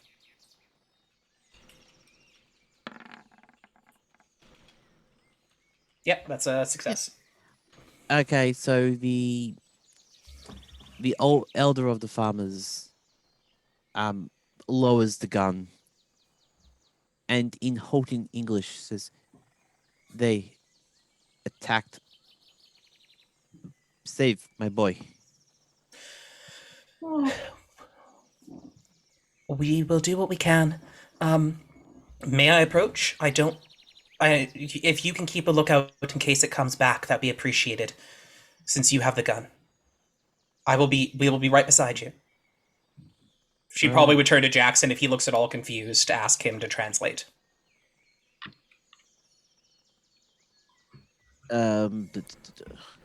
Jackson translates, and the farmer just raises the gun and looks down the road a bit. Jackson, do you mind giving me a hand here? She's going to approach the boy and, just if you wouldn't mind watching our back as well while I'll do an assessment and we'll see if we need to get the nurse down here or try and bring him up. I don't know if we have a sling, but I'd assume we do. Okay, so Jackson goes to the middle of the... So which direction you want Jackson to look at? Since the... Whichever elder- direction the farmer's not looking, basically. So She's going to towards trust the that farmer way. All right, so Jackson goes about to here, goes next to the younger of the two, and looks up that way, and we'll do a spot hidden. Okay. And Sidney will approach the boy who's on the ground. Jackson! Buddy! Yep. Well, it's all good. This is kind of what I expected to happen anyway. So Sidney is going to lightly unbutton her coat for it, like just enough that she can put the heavy gold bar beside and move it so that she slides it into the boy's hand to see if it reacts.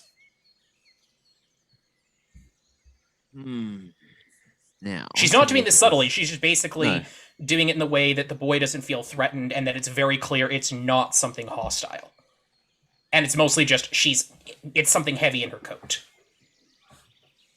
Yep.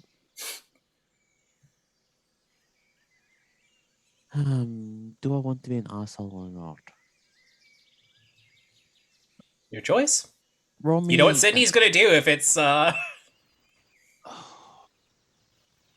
Thing is, I know what's gonna happen if Sidney, if it does work.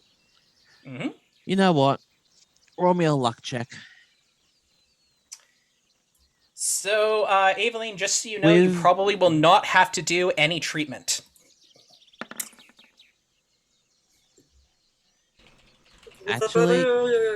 Actually, she might have to do treatment because the way Karsh work. You see a... Actually, with the proximity of the golden ward... If the boy's not turned yet... Not turned yet, so... But he's about to be turned. We might... she could use the ward to quite literally kill the worm thing now if she knows he's turned. You see a gelatinous bulge in the abdomen. No! Sidney's eyes are going to widen. Now, she is not a physician in any way, shape, or form. But she does have a knife. She does have a small, precise knife, and she has the golden ward. She could remove the creature and then get the nurse down here to try and save the boy. What I was going to say is the proximity of the ward actually... Do I see the bulge? You see the bulge. Can she touch the ward to the bulge? Yes, you can. Just to ensure that it doesn't hurt the boy, but tries to kill the worm. Or minimal damage to the boy. Okay, give it a try. What do I need to do? Well, are you actually going to do it? Yep. Actually, okay. Push it on. She's going to touch the ward to the bulge. Okay. So much stuff I need to sort out today. Look, you're the one who decided to put this down to me rolling luck. I know. I have the lowest luck in the party, both in the terms of what my rolls are and in the actual score. And you're like, oh, I wonder what's going to happen. And I'm like, I can tell you what's going to happen. We're just determining if it's a critical or not. So, in that pause, welcome in, Brothers from Dungeons. Thank you for the raid. Welcome in, everybody. Hey, thank you. Just saying the sale. So, Baby Bought and Spreadsure, thank you for the follows. The scene is this. Sidney Tyson has... We've crashed a car, one of our trucks in the Peruvian jungles, on our way to the Egyptian pyramids. You'll figure that out later. But our sharpshooter, our guide, he's currently concussed, being taken care of by our nurse, Aveline Bacon, who is also slightly concussed and seeing... Baker is also slightly concussed and seeing things which are a bit weird. Sidney Tyson is down a cliff after overhearing some shots being fired. Some local farmers have been attacked by a boar or by a vampire, and she believes that the child is infected and a vampire themselves. This is not the first vampire child that we've come across, and this is going to be a lot of sanity loss if this is a thing. At least that's what I've expected. I should also note that the group has basically left the children to be killed by Sidney in the past. Yeah. It was not Alejandro's choice there, I will say. Alejandro was busy. Jack ignored the child. I don't remember what I was doing, but it sounds like something I would do. You were protecting the Yeah. old. You were no. Aveline was Yeah. protecting the old lady with the golden baseball bat in a shed. She Back didn't to know about the scene. child. Oh, there we go. There you go. I was doing the most. Back to scene. Back to scene. Oh no, I'm actually enjoying this because I'm having to actually set some things up. Oh, okay. Oh, yeah. Leave the scene. This is Leave the great. scene. Come Yeah. back. Yeah. This is Oh, great. that's something that just got set up. Yep. Oh no, this is where Okay. things get really good. I love how we're playing a clue game now, though, in the shed with the baseball bat. Yeah. Yes. Yeah. 100%. 100%. Look, Yeah. Call of Cthulhu is a mystery game. Despite how we're playing it, it's Sometimes. meant to be a non-combative investigative series Have you of seen this? roleplay and social Have you deduction. seen this group? I'm doing the most roleplay. Deduction. Sidney is role-playing a lot. And our combat-focused character refuses to fight. We're good. Because there's laws. You're about to execute a child. That's against the law. I'm pretty There, you sure. don't know anything. You don't know anything about this, Jack. There's a reason she didn't bring you.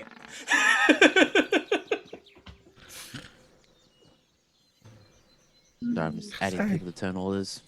Yep, I'm Enjoying getting my Sydney's, holiday. Yep, you can do that. Oh, and Nursey, you never did roll first aid, just medicine to see what was wrong with me.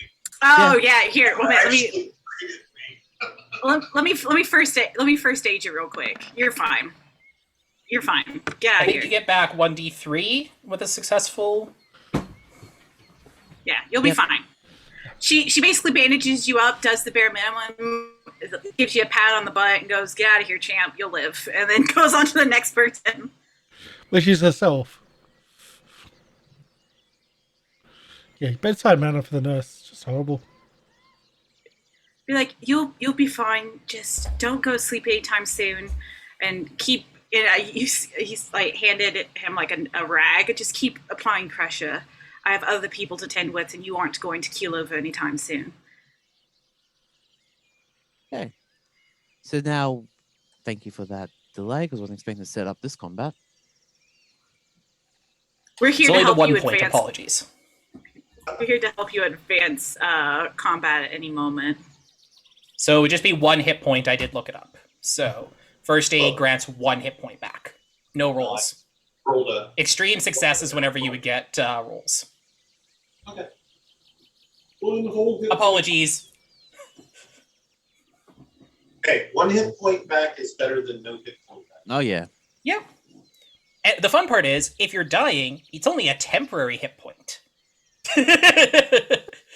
Which can be lost if you don't receive medical care very quickly. Mm-hmm. It's true. All right. Now, thank you for that delay. So, as you can see, we have a turn order up, and as Aha! the golden bar or Yep. ward is next to the body, the gelatinous movement actually comes out of the wound cavity, and you see. Let me just move this onto the GM, off the GM layer onto the token layer. And for those, you see that. It's like you see one of the Karasiri lava. Oh, good. Good. Jackson, could you please warn the farmer that And it jumps towards there's you. a problem? And okay. the lava jumps towards you. Now, Trying I'm to get kneeling, away. so Yep. So it's going to be a dex check at hard, please. would it be a dodge or a dex? Dodge, actually. I just want to know, because I have one is much higher than the other. So I'd like to know before I roll. It'll be a dodge, because it's jumping towards your open mouth. Ooh! Hard. Oh, good! Okay. And that's its turn. You nimbly dodge out of its way. Now it's You said a your hard turn. success. I only got a regular. Oh, how much do you want to spend for your luck? Otherwise, I'm it's not gonna spending try- any luck. All right. Actually, because you're kneeling down, it's a close range. Actually, no. For this one, I'll keep it at regular because the golden ward is still around you. It's trying to escape it, so it's not thinking about stuff. I know, but I am kneeling. That's why for it. So it's kind of up to you. I am okay having this go into Sydney's mouth, and then we have to deal with that chaos. You know what? Let's have it. Let's keep it. Let's go over the chaos. Chaos! All right, Look, so I already made my as- backup character, and I'm gonna have Yep. so much fun.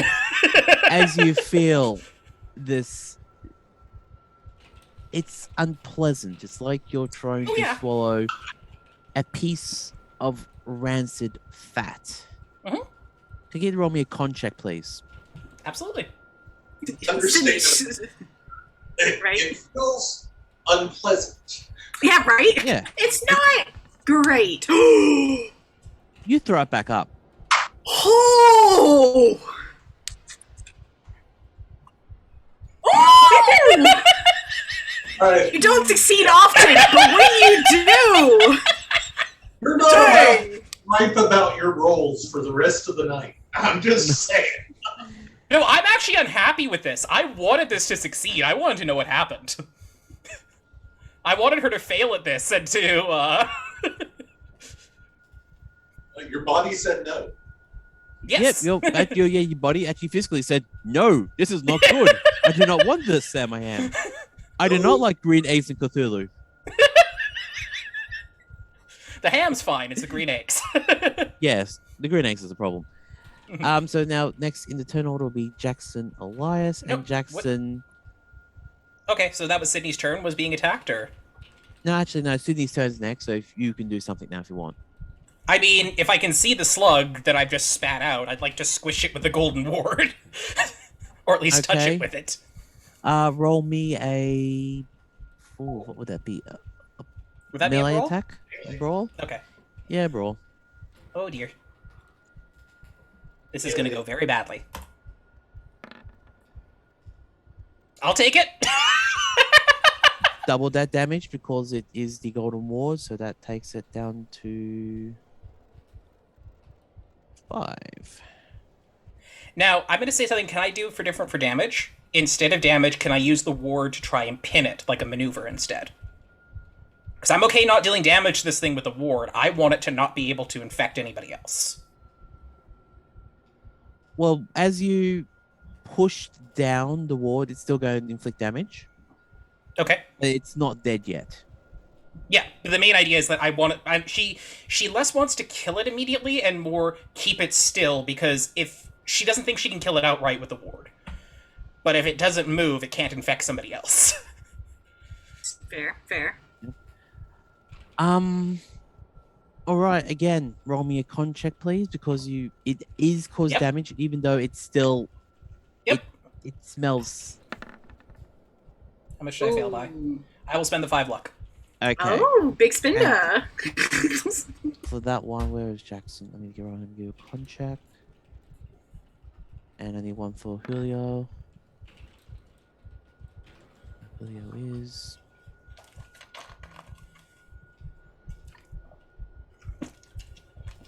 I would think with the number of bodies Sydney has burned over the last several days, that like the rancid fat burning wouldn't be a problem Yeah. for her anymore. For Julio,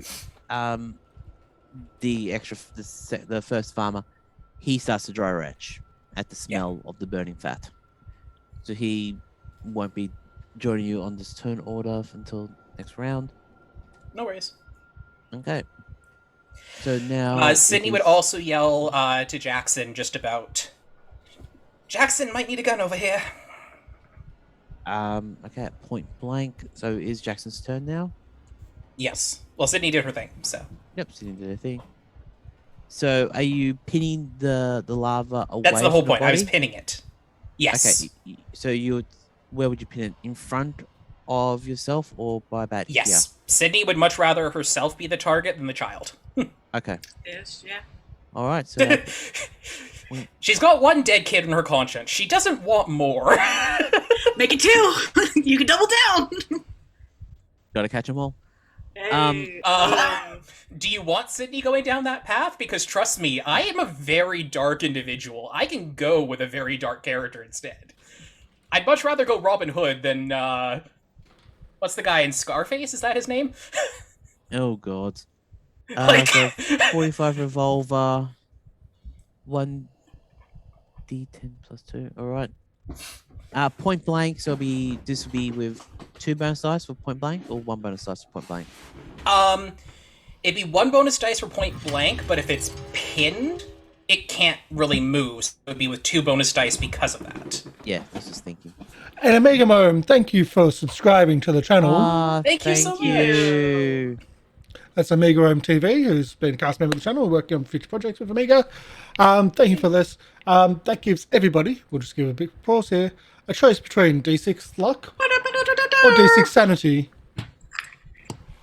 So get those rolls in while we're just breaking the scene a little bit. So that's all right.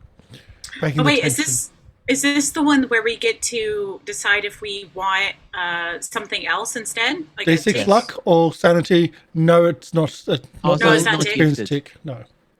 That's why I always got to double check in. I'll start taking weird that's things if you off. survive the. Fair enough. You might survive. Oh, 6. Nice. A lot of them. So everybody but me rolled a 6. Nice. I'm putting that all back into my sanity. Don't mind me. Yes, I've been playing these people's sanity for a lot. Disgusting. Just abusing my sanity. Are you ready to go back in? All right. Yeah. I'll put the audio back in. Okay. So, Jackson, with a carefully practiced maneuver, you see he's done this before, pulls out a 45 revolver from an inside tracket, points it down, and makes a shot towards the lava. 4. Oof. But now we have 2 bonus dice, so we're going to roll 2 dice. Bonus. And the best of that is 4. Okay, so with a 31, does 5 points of damage, and the Karsh lava doesn't really get shot and just lays there. It explodes like a big giant balloon of fat. And for that, I'm going to roll. No, we've had enough con checks. So I mean, I would also argue that like maybe Jackson would still need it. Sidney has literally been burning the Kalasiri bodies since she has arrived in Peru. She's had about a week or 2 of burning rancid fat. I think she's nose deaf to it at this point. Yeah, why not? Like, yeah, like, fair enough. It's kind of like working in a sulfur plant. Like, it really doesn't matter after a point. You don't smell it. With that hard success of Jackson Elias, he grew up in the slums. You understand he smelt some weird stuff. I mean, rancid fat's probably not a new smell to Sidney, in all honesty, if she grew up on a farm. True. Alright, and that is that. And that lava is, well, gone now. I have turn order. Okay. You left the Karsh nothing to reanimate. Yes. You can't reanimate a exploded balloon. No. You know, it's true. Sidney is going to, as soon as the fat's on her, immediately be wiping it off her coat, like with the sort of flick style, so that she's no doubt, like, this coat's burned as soon as she gets back home regardless. But at the very least, she wants it. It has a lot of pockets. And she's probably going to mention Jackson, like, could you please tell the farmer why we shot really quickly? Say it was a parasite? Jackson starts talking to the farmer, who now, through dry retching, tells Jackson his name is Julio and this is his son, Domingo. It's like, Kansas City, 2 of them walking towards ruins. Down that way.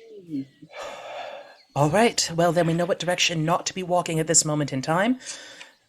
Ruins.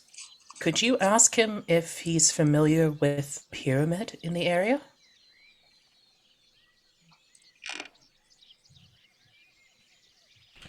Are you doing anything about the child? I mean, Sidney's basic response is going to be, can you stay down and talk with him? Put pressure on. I'm going to go get the nurse. Because Sidney's fast. All right, Sidney is fast, and she doesn't speak Spanish. Her most useful thing, now that the other's gone, is run back up and get the nurse. All right, you can go and do that. And Jackson spends a few moments talking to Julio about the pyramid. Yeah. So Sidney basically is climbing away. Miss Baker, I believe we're going to need your assistance. There is a wounded child. It is not my fault this time. You see, like she's like on the third person because there was it the two drivers, the two other drivers in the car. So he's on the third person that she's treating basically head wounds for, and it's like, what? A child? Where is you? There's a child. There's a local father. He was attacked by Calasiri. His stomach's been ripped open. He is not infected. I confirm that. He is currently probably dying. His stomach is torn open. You just see her go, you'll be fine, and like keep pressure on that, and like just like again picks up the bag and just starts just Sidney is basically like Sidney is like up the rope with like, what do you need? What else do you need? And do you need any additional supplies? Just hand me things you need carried. I have everything I have on me. Let me see. I might need your hands if it's for some surgery, if it is truly as dire as Sidney hands her a pair of thick leather gloves and goes to slide down the rope. We can lower you. Okay. I mean, we can, or we can slide down the rope. It's a lot faster to slide. Yeah, I would say in the rush of the moment, especially if there's a kid involved, you'll see.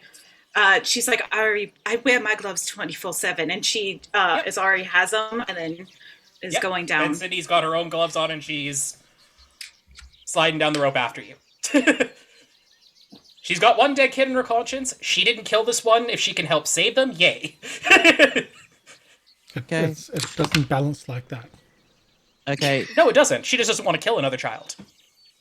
It's true. The second PNC, you both make it to the child. He's lost a few hit points while you were doing that. Did what we could. Sidney has no first aid.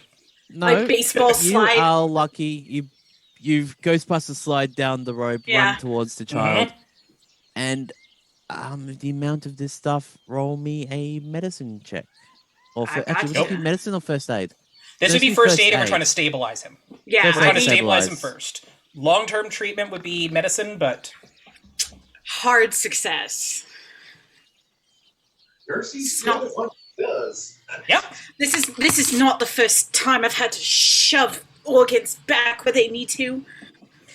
Sidney is basically just there, spare set of hands. Yeah, be like, hold this, and be like, we'll just like basically you're her nurse now. Yes.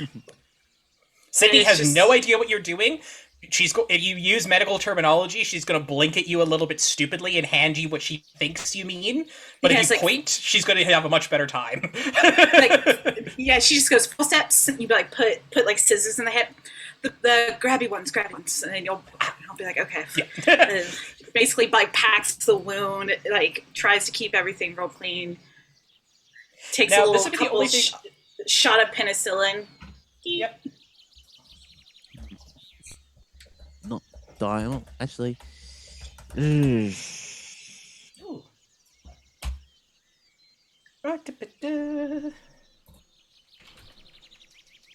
Alright, need to make... Darn it, not yet.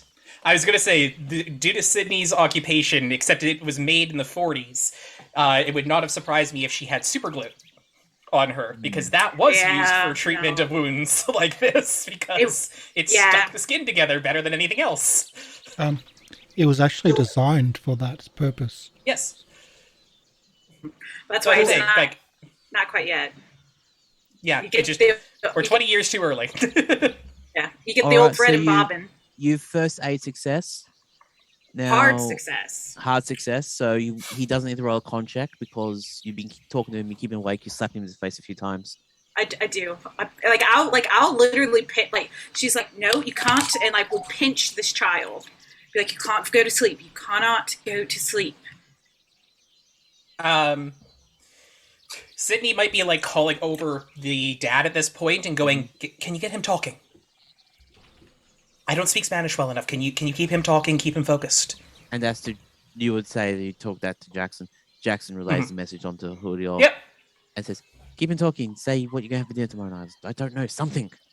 Yep. So there's this fluent conversation in Spanish between the father and the son.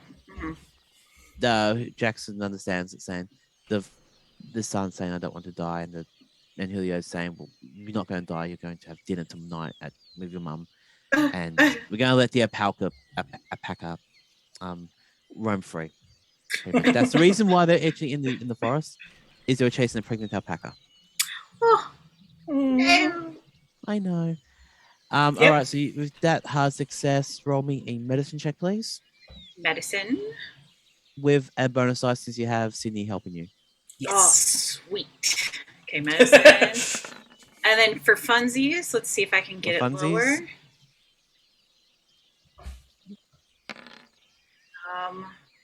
Nope. Nah, so 37.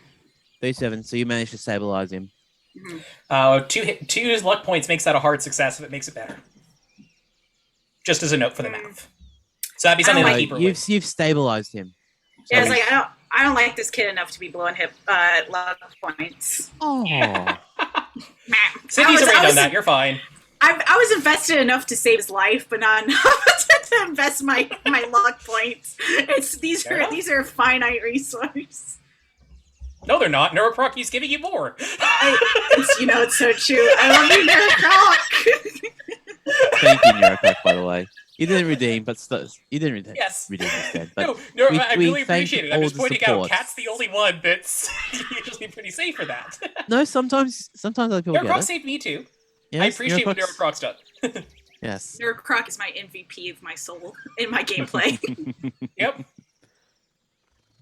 Neuroproc is probably the only reason that Aveline and Sidney are alive. Yes. Break time? Break time? Yep. Okay. So we'll do break in a few seconds. The child is patched up enough to get home. Mm-hmm. In Nurse's opinion, he'll make a long, slow recovery. And you can see Julio's in the background lashing together a way to get him back home.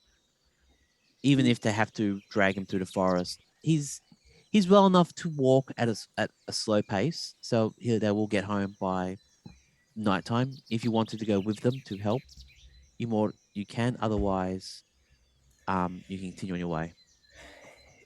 There is enough on the child to make him survive the trip home, and again a long, slow recovery.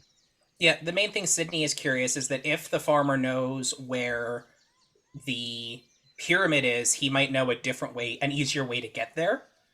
And if we have vehicles, it could be kind of the trade of we drop the kid at home, he gives us straighter directions to the pyramid. Do you want to take him back home?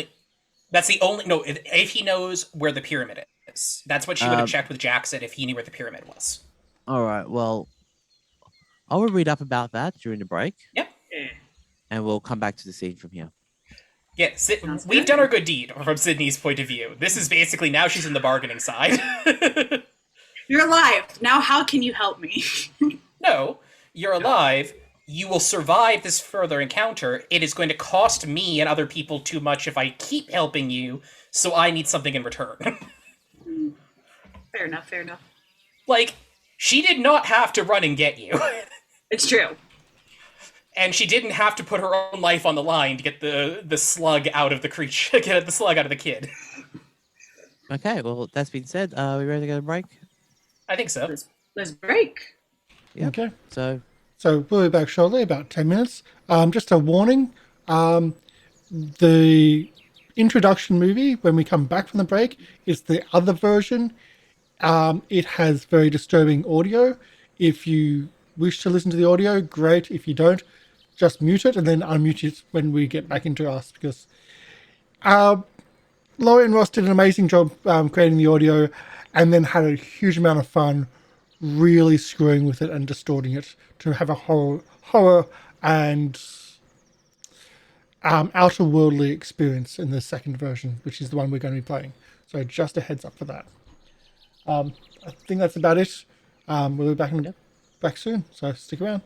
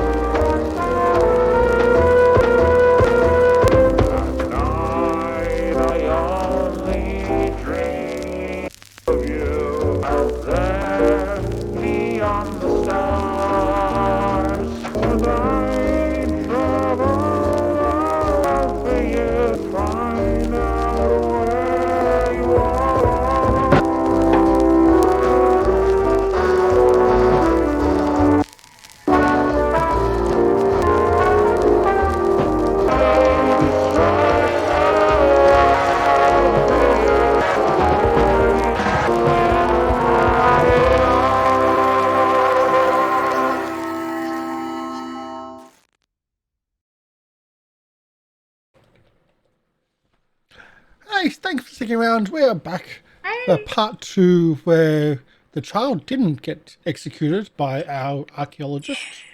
Mm-hmm. Always a This plus. time. This time, of course, yes. So, I mean, fingers crossed that won't happen. The one kid, and he gets such a reputation. I mean, It only takes one. It's true.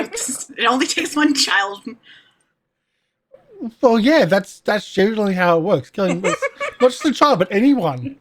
Yeah, It's kind you're of how right. it works. Yeah, okay, I'll allow it.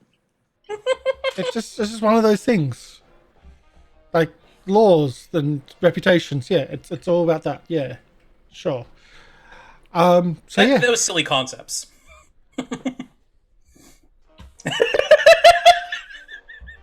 we're back in the jungle. In the jungle. In the So, jungle. in the jungle. Aveline, Sidney, and Jackson is currently tending to the. Mhm. I was gonna say the corpse. No, but the kid is alive. He's alive. Domingo. Careful about that. Hey. You're very careful. In the meantime, that the gunshot that went off right next to Domingo took him down to 1 hit point. Ooh. So you were very close to kill another child. Ooh. To be fair, Jackson would have killed that one, not Sidney. Who cares? Look, you brought him wouldn't down. have it on my head. I did everything right. Sydney brought him to the crime scene. So yes. Collusion. Mm-hmm. Either way, so you were very lucky on those rolls that you actually were able to save the kid. So, Julio offers you room and board for the night if you want it, or he would take help in getting his child back to the house, which is maybe half hour away, because they came this far on foot. So it's not that far to travel. Or you can say thank you and move on and let him go home. The child can walk home, just going to not get there to about midnight. Oh, not midnight, till about dusk. So he can get home. He'll be safe enough to get home. It's your choice if you want to keep going.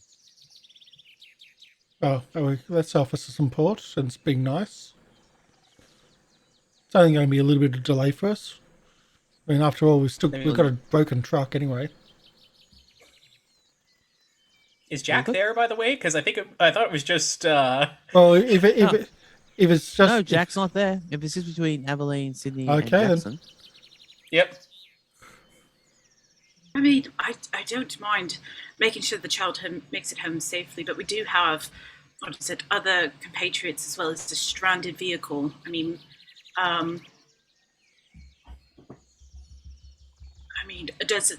there apparently are more Calciri in the area?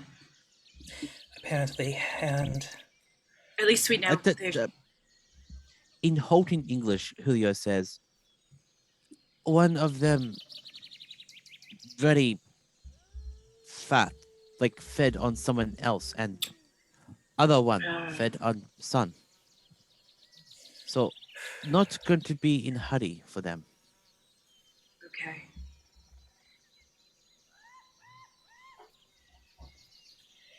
I'm going to say that this is not a call I should make. So, I do not have the best track record of this. Jackson says to Miss Baker, what is your medical opinion on this? Can he make it home safely? Will the sutures hold? My sutures always hold. It may not be an easy recovery, but he should be fine to get home. But, I mean, I would feel better if we helped them get home, at the very least. What you said, 30 minutes. Yeah. The 30 minutes is nothing. I mean, we still have to move things around in the trucks. I'd rather get this child home. I took an oath of do no harm. I see my GM so happy, and I hate this. I took the Hippocratic oath, and I would rather see that this child make it home and know that he's made it home in a safer peace than just letting him try to wander the jungle slowly, agonizingly, without our help. We've already established I'm not the most moral person, so it is probably best if you believe that is the correct decision, I will support it and help you out best I can. Jackson chimes in. He says, "Well, there's no reason for all of us to go to take him back to the house. How about myself and Tatiana goes and helps the child home, get some information from the from Julio and his family, and you'll meet you back here in about like 2 hours." That should be fine. Okay. Aveline, did you want to go as well to make sure he settles in fine, or you want to tend to the rest of our wounded? I'm considering that this child's insides were outsides for a bit. I think our wounded will be okay if they don't see me for a little bit. I've made sure that everyone's stable and they have their orders. I'd rather make sure we get this child home, and maybe I can, seeing what they have, recommend some, I don't know, poultices. I don't know if they'll have a whole bunch of medicine, but something that'll help alleviate some of the pain and hopefully help with the healing. So I'll come with. Okay. All right. So, did you want Jackson to go with you, Aveline? To help translate? Yes. So Yes. we'll take. I speak as much Spanish as Sidney does. Nada. Yeah, Sidney speaks Egyptian. It's not very helpful in Peru. I speak Latin. I got Latin. Dead language, not helpful to anyone except medical professionals. I mean, it's not like we deal with people that are old enough to have existed when Latin was a fully spoken language. That too. It helps. It helps. Yep. Okay, we'll do it that way. All right. So, Sydney, you go back up to the trucks and help out and just relay what's went on. Yep. Okay. How's Phoenix going? How's Alejandro going? Because Alejandro's had a bad day. Alejandro, unless he has moved otherwise, he's asleep in the back of the You got told not to sleep! You! I think people would have laudanum and is Nice. good. Nice. So Are you still asleep, whatever? He's in the back of the truck. Sidney heard the order for Alejandro not to be asleep, right? Y'all have been gone for a while. I know we have. And I've been busy. I think you went to investigate the gunshot wound before, not the gunshot. You went to go check out the gunshot while I was tending to his wound, so you probably did. No, I have no idea then. So Sidney doesn't know the advice. She's just going to come back up and see the work that's going to be done and relay what happened and look at Alejandro sleeping and then go, okay. Not what I would do, but all right. Pulling a medicine bottle to his chest, propped up, and just... Now, which truck? Is it the crash truck or one of the other trucks? She moved him onto one of the movable trucks. Yes. Okay. No, I left you in the busted one. I put your carcass on the rumpled corpse of that car. You know what? Worse things have happened. It's true. It's true. In this campaign, we've handled things worse than that. Yeah. Yeah. Yes, you have. Your poor put upon keeper. Also, Karsh, just as a note, Sidney did not shoot Larkin first. That was Alejandro. So you keep saying that Sidney attacked him first, and she didn't do anything except get grabbed by a random man. So it's all in the video. It's like alternative facts, I'm sure. Personally, I can't remember who shot first. It's Han Solo. Yeah, it's Han Solo all over again. Although I can edit the video. I mean, you can edit the video, but I have notes. You can't edit those. No, and I can go into Web Archive to see you pre-edit. Yeah, okay. Okay. So our okay, just close the wrong thing. Julio and Domingo, with the help of Jackson and Tatiana and Miss Baker, make it to the farmstead. The mother runs in, hugs her son, and quickly barrels him towards the room, takes you into the house, and surprisingly enough, for a farmhouse, they have a lot of medicine there. A lot of it is for animals. Yeah. Alpacas and other of that stuff. But you would say with a decent medicine roll and check, you can jerry rig some stuff to help the kid with his recovery. So that would be a medicine. So roll me medicine. Hard success. Like if you Some- use this horse tranquilizer but dilute it. Just It don't becomes take donkey her- translate. It becomes take- donkey tranquilizer. Yeah. Please don't take horse deworming. No, please, No. no. This is not. We are not. This is not medical advice. This is comedy advice. Please, no. No. And after this is done, surprisingly enough, the mother hands you a picnic basket. Ooh, it's a picnic basket. It's a picnic basket. It's supposed to be their dinner when they got home, but to say thank you for saving the child, they give you some nice home cooked meal and some more information about the ruins that is close by. Ooh, yes.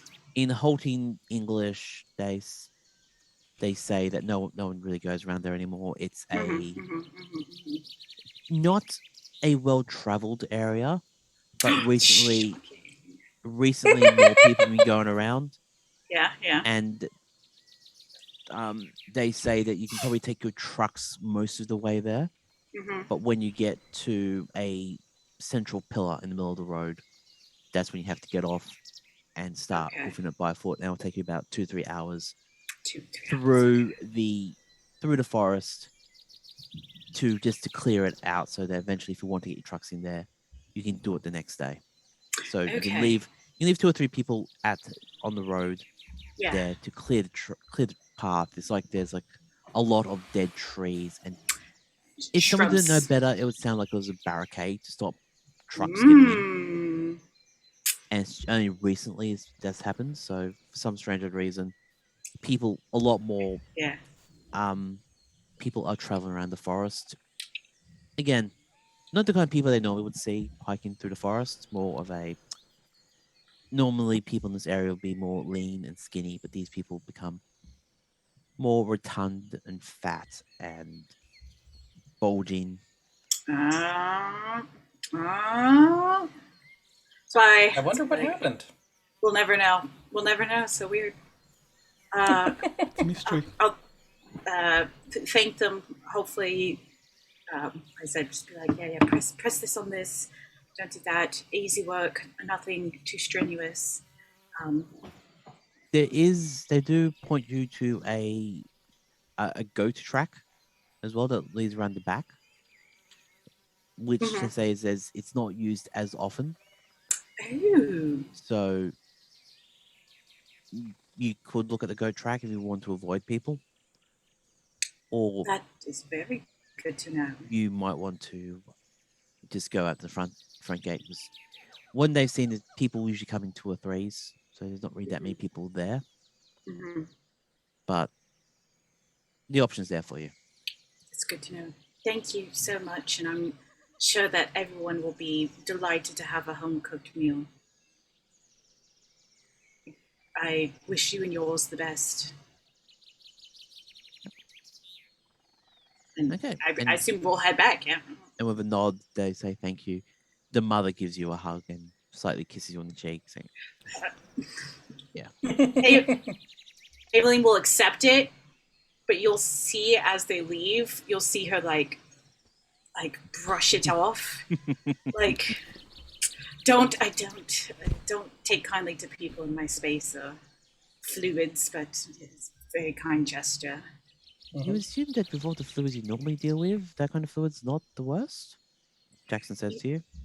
You know, you would think so, but I tried to keep pretty spotless.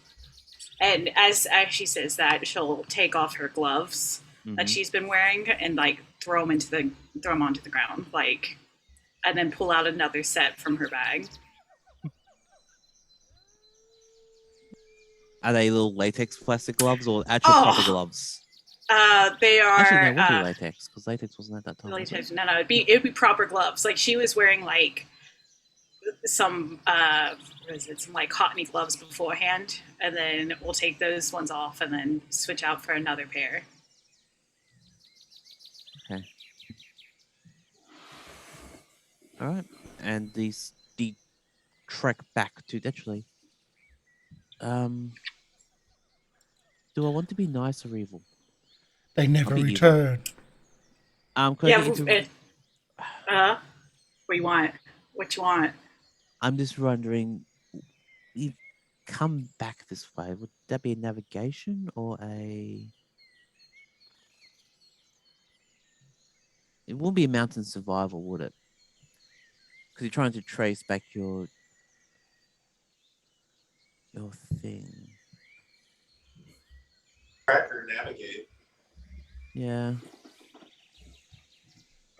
I mean, I know which one I would prefer, but okay, you can go with either one of those. Okay. With a bonus dice because you got Jackson's helping you. Oh, thank God! Let me tell you, both are kind of terrible. This might be one to blow all that luck with. You just get slightly lost.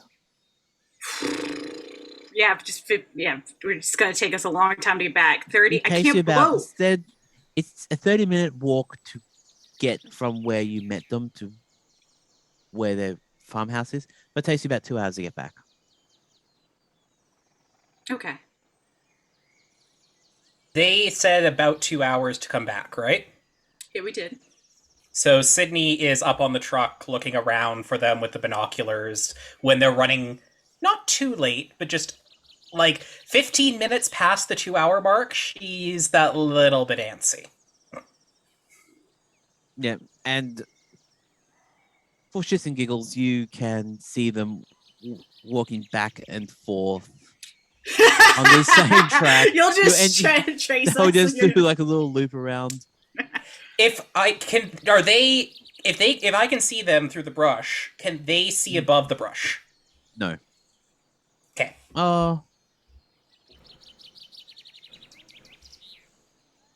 Sorry, you can see them, but you can see them doing their loop-de-loops.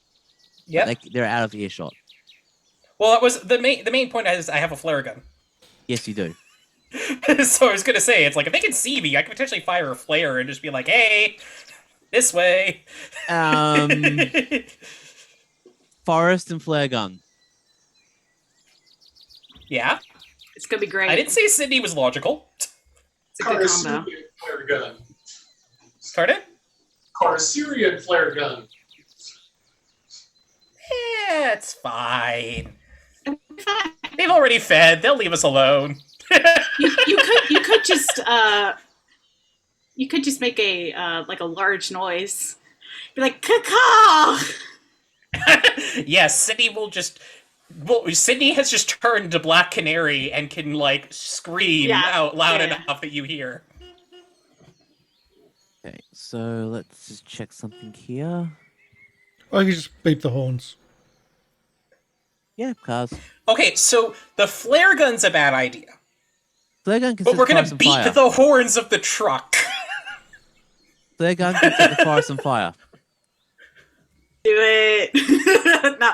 If you beat the horn out of the truck, I'm sure we'll find you a bit faster. I just the nurse has good listen.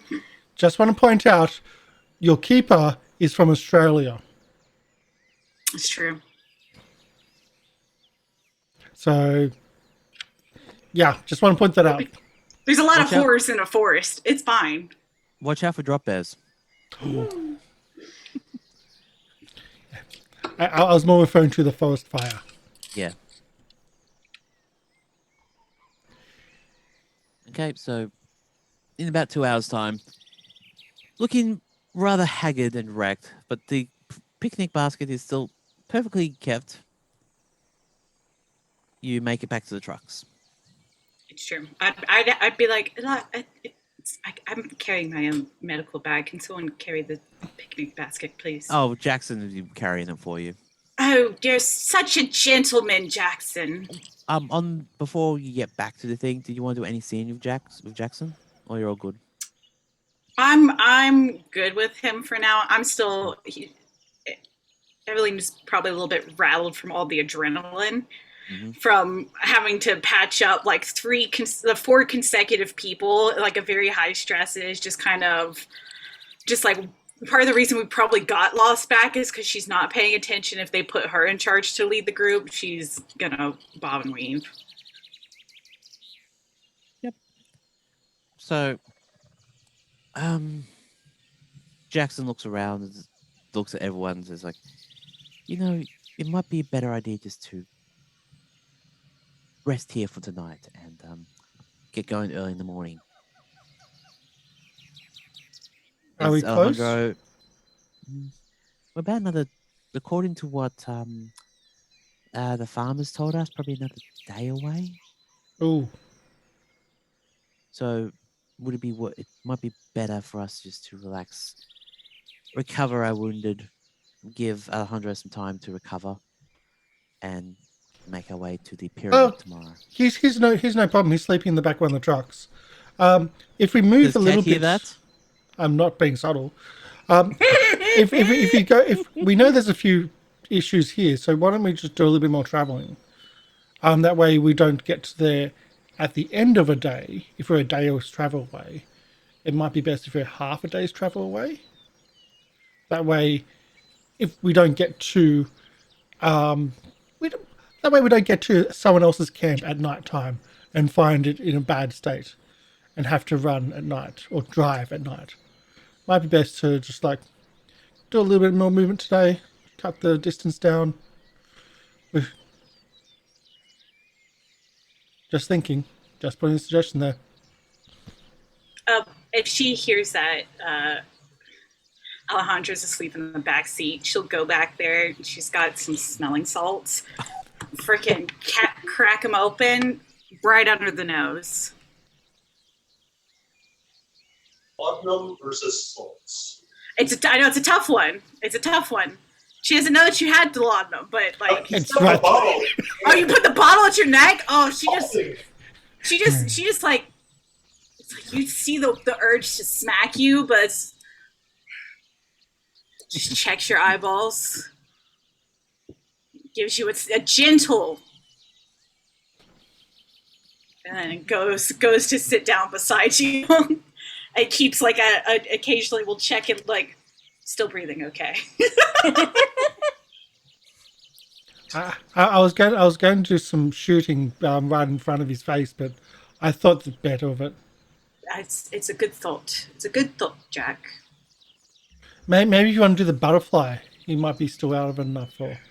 It's so tempting, but at last I've used a lot of my medical equipment today, and I'd rather save some because I feel like we're going to need it. And I'll tell them about have a choice between a donkey trail that may not be as navigable but less people, and then the ability, basically, if we wanted to plow straight through, might take a little bit more effort because there's going to be a higher probability of seeing more Kalasiri, and we would have to take some time to clear out some brush.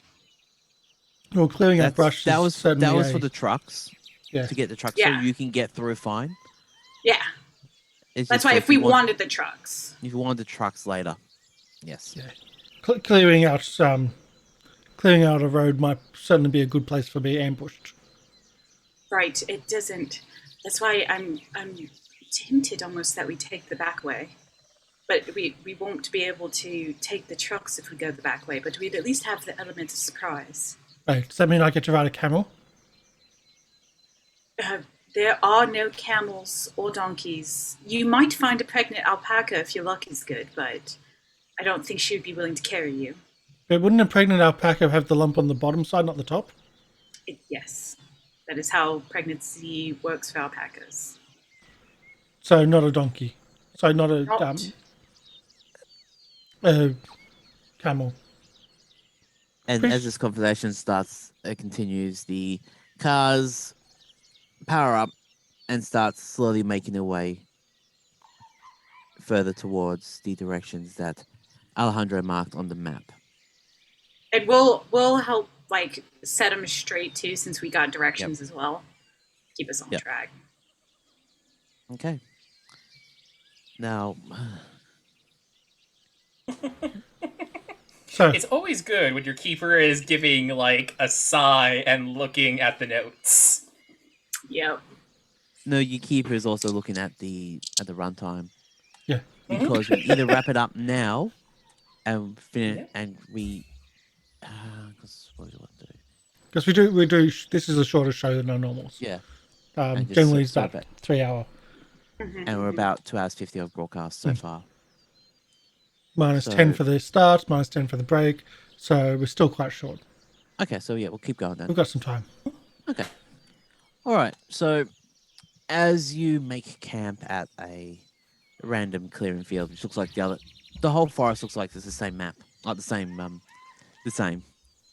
So you pack down, you set up for a camp, and you have a night. Is anyone sitting up for watch tonight, or are you just going to go direct to sleep? Sidney would probably have basically just, after all the excitement, slept for the rest of the car ride, basically. Mhm. So she would be up for staying up for the night. Okay. Aveline would also help stay up for part of a shift if it's necessary. I mean, even if it's not necessary, she'd probably stay up. Okay. Would Sidney And be I'll do working some as on? well. Yeah. Would Sidney be working on a blade or two?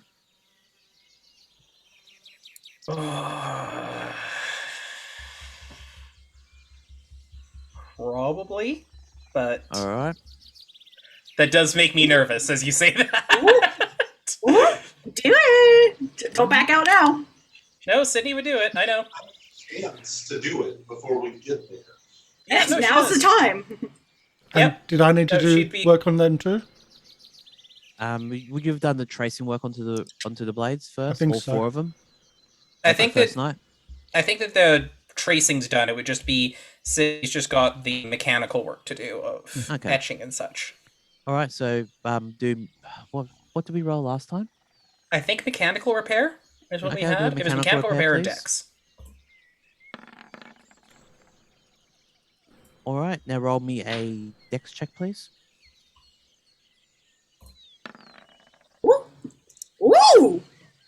Extreme success. As you're currently working on one of the blades, one of the blades just don't know how it gets knocked, and just gives your finger a quick little nick. It wasn't the blade going into the hand, but it was just a little nick. So it's like a little slice. And as the blood drips on the knife itself glows a dull blue. Ooh! Blood magic! Do I have any training in occult? No, I don't. Darn it. I don't have any mythos yet either. Which is shocking, given everything that's happened, and somehow I have no mythos score. Yeah, time to go look in that mirror. Sorry. It made of pure metal. So does that mean you need to put blood on each one as you're doing it? You don't know. Could I get you to roll me? Sorry, I just have to check one more thing. Yep. Where is your character sheet?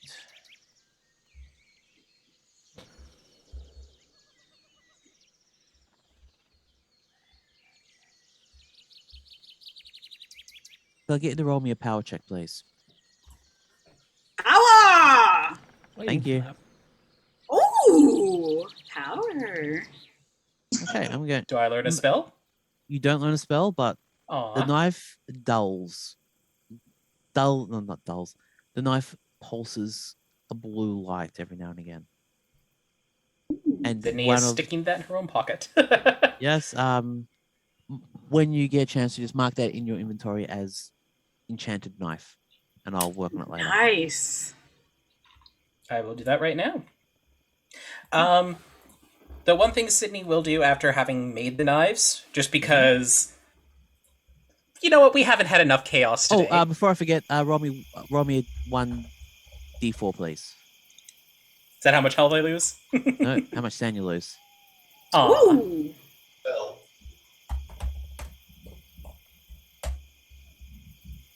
Ha-ha! 4.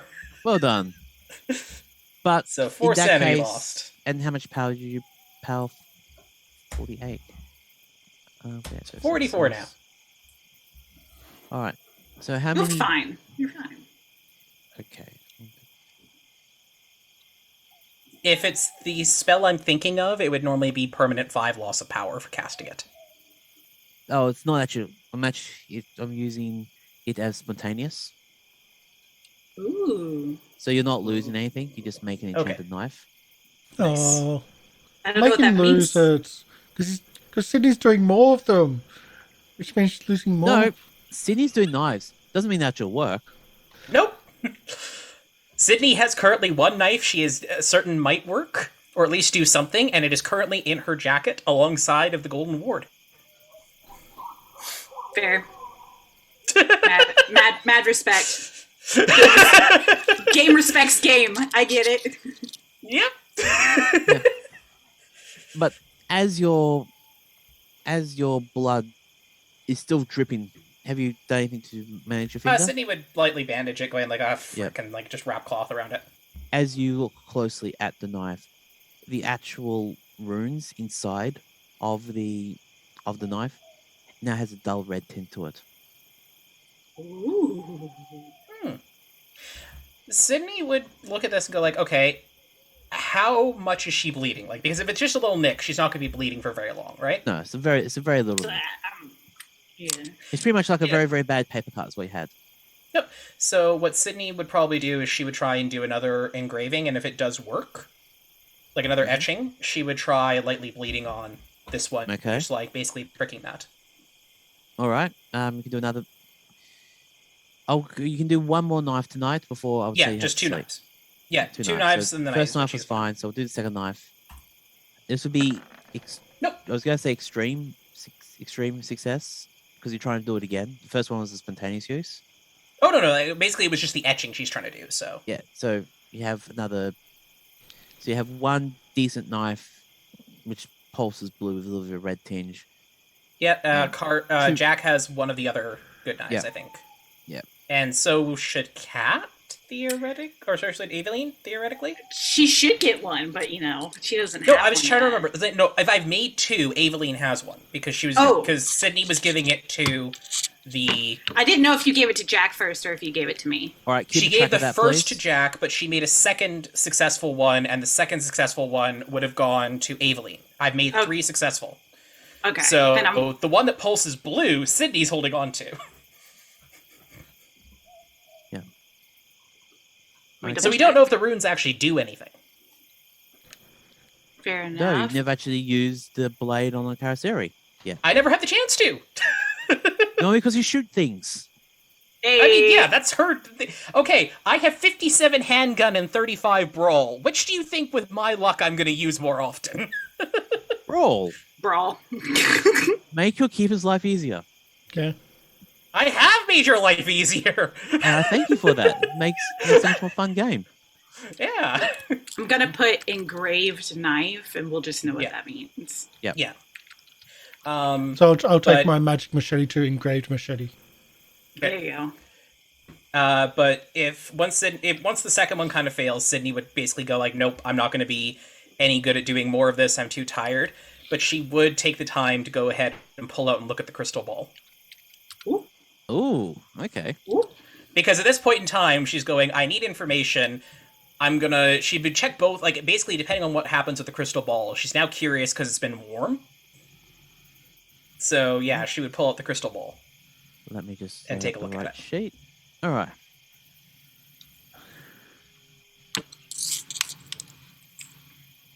No, Okay. unfortunately, my medical school didn't teach have a shooting range attached to it at med school, so I didn't learn. Did it have too a boxing much. ring? Just Yeah, boxing. it did. Yeah. It did have boxing though, and that's gotta get your physical activity in.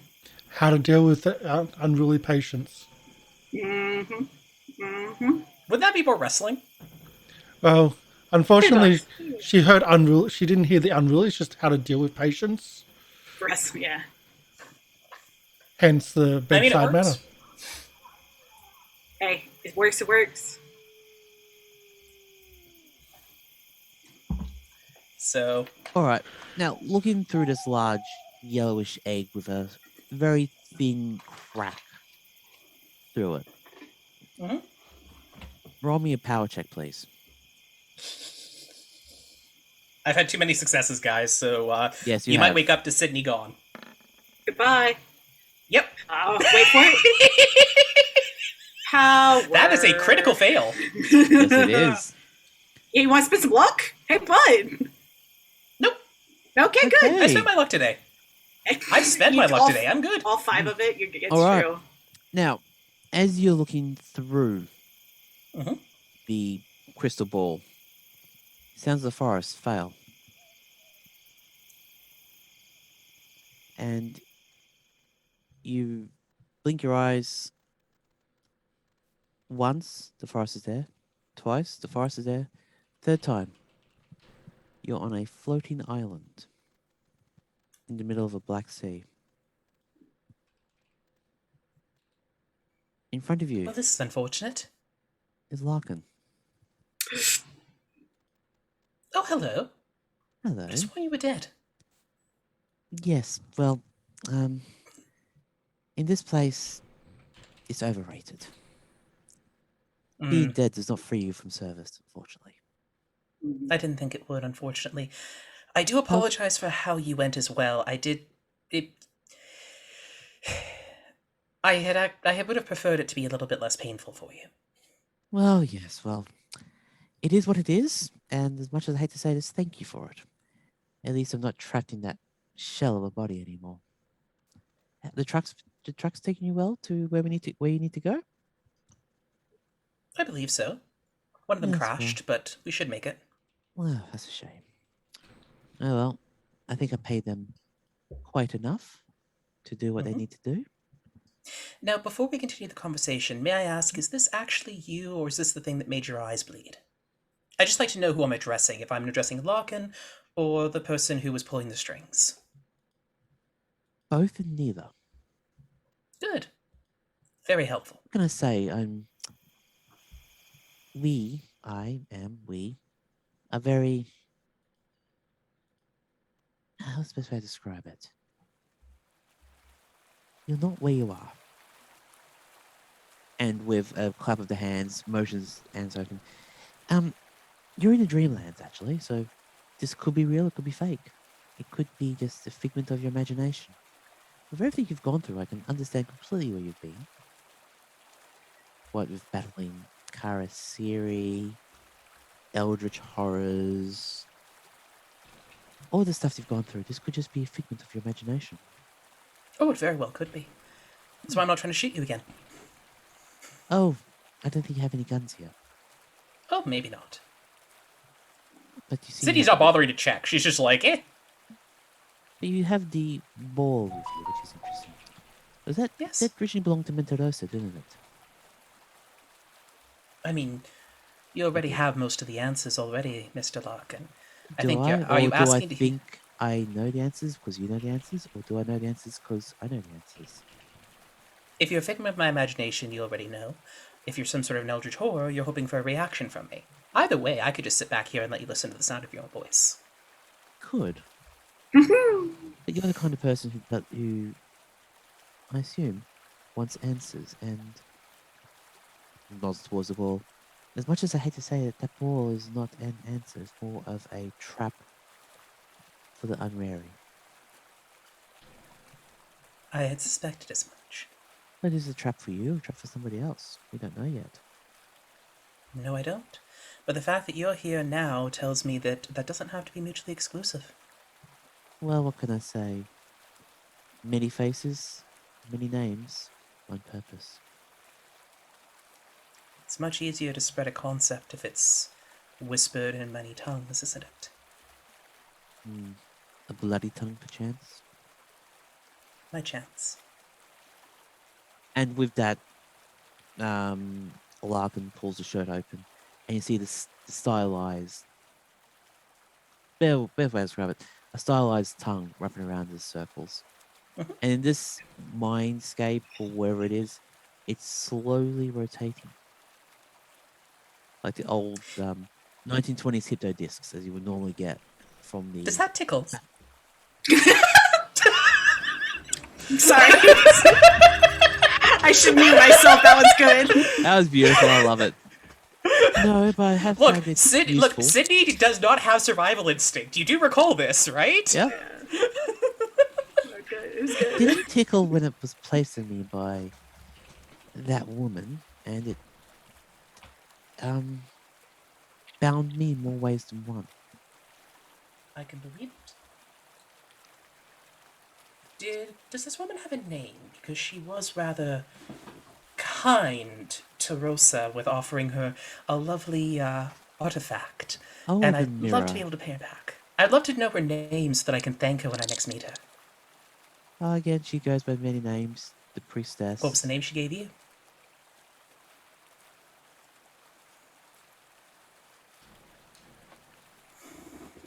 I'm trying to think. Ooh. Did she give him the correct name?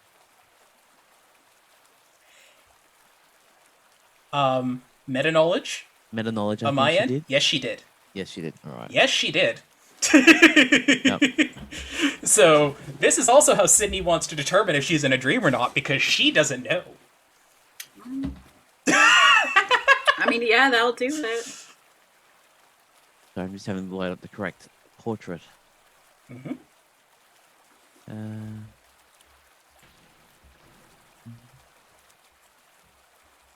How do you pronounce it? M-W-E-R-U? Meru?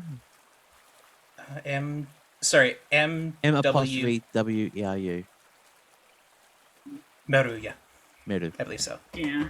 It was Meru, I think she said, but she goes by other names as well. All in the service of the Dark Master. But Sorry, quick question for Kat. Has Sidney heard you talking about Nyarlathotep with Jackson? No, you were in the I don't car. think so. No, I didn't think I had. That's why I wanted to check, because I know the name. Sidney doesn't. Yeah, no. yeah. I'm afraid you might have to be a bit more specific, dear. There are many Dark Lords out there. I believe that in America they like the funny one that goes around in his in red underwear with a pitchfork. Was that a trident? I can't remember. Oh, Phil. Phil. Is that his name? I always thought we called him Lucy. No, he's a Phil. But I digress. By me telling you the name, understand this is not a dream. Or not something you already know. And you trapped me very well. Thank you for that. And now let me trap you. Absolutely. And pushes into your hand, the one that's not holding the globe, Mm-hmm. a piece of stone Mm-hmm. traced with the same symbol that was on his chest. And do be dear and let other people know that as much as I'm passed away, I'm still in your head. Sidney's gonna look at him and go, well, there's a couple of easy ways to solve that, but you said this traps you here, correct? Until he needs me again. All right. She smashes it on she throws it she wants to smash it against the rock to try and break the crystal ball in front of The him. crystal ball? Okay? That's one way. He's certainly an option. You've not presented to me like she wants this. No, actually, I'm gonna say, not just impulsively do that. She would go, it's like, so, if this breaks, are you free or are you suffering? Neither, but how would it go on you? Because that's not of my design. It's someone else's. Oh, I know.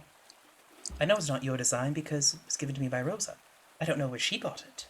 I'll have to ask eventually. But she wasn't in a talking mood the last I saw her.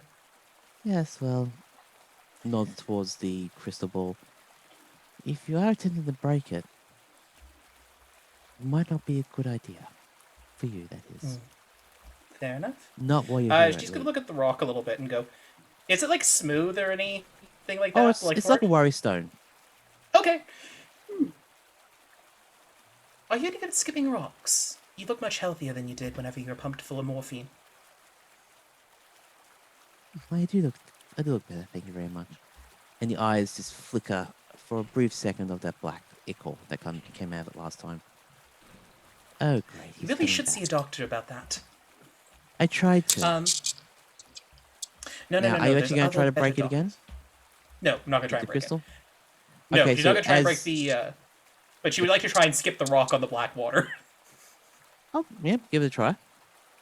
She just wants to see what happens. He skips across the water. Mhm. It vanishes across the horizon. And then something hits you at the back of the head. Well, that's unfortunate. So, I'm not that strong. So that's entertaining, but... Dream physics are quite interesting. I wonder. They are. And she's going to look at it really hard, and she's going to toss it in the air and go, stay. And she wants to see if it floats. Are you looking at it? Yep.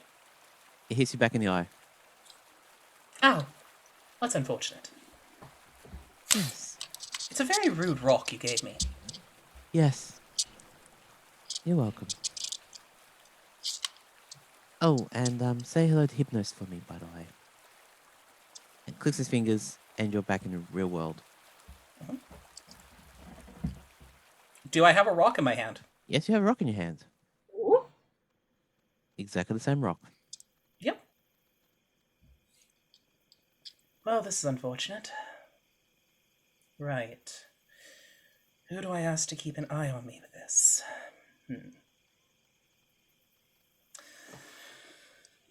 She will do a light test, just like drop the rock and see if it comes back to her right now with like her hand out ready to catch it. No, it just drops to the ground. It's like any other normal rock, with someone who just did very crude spiral painting on it. Again, the same smooth feeling on the rock. Can I drop the rock in acid and see if the paint goes away? Do you have? Yes, you have acid for your kit. I literally have etching acid, so I'm just kind of curious. Yes, you can try it. Sidney will drop it in, close the jar, and just kind of go about her day. She's just on watch. And, I mean, if we're going for more crazy, she'll pull out the golden mirror now and just go like, what's the worst that could happen?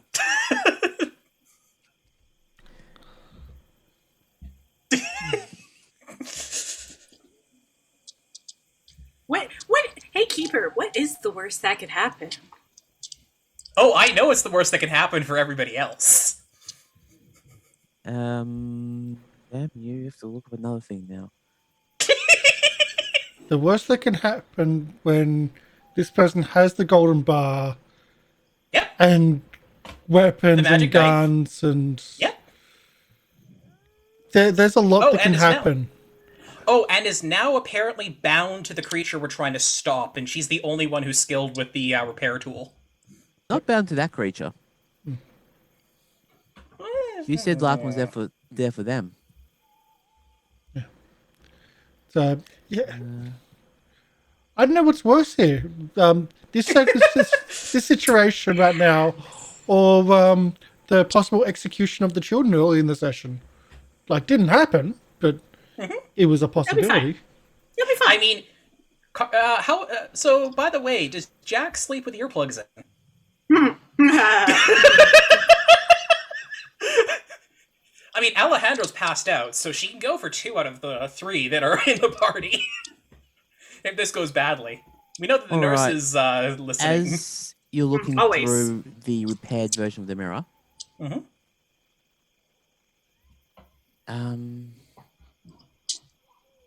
you see, in just a brief flash. Yeah. Do I have to make a Small- roll or anything? Because I know there was a roll before to use it. No, I'm choosing one that's here at the moment. Sure. Looking out of a train window, the sweeping vistas of Africa plains passing by, accompanied by the strong smell of smoke, burning flesh, and then the sounds of screaming.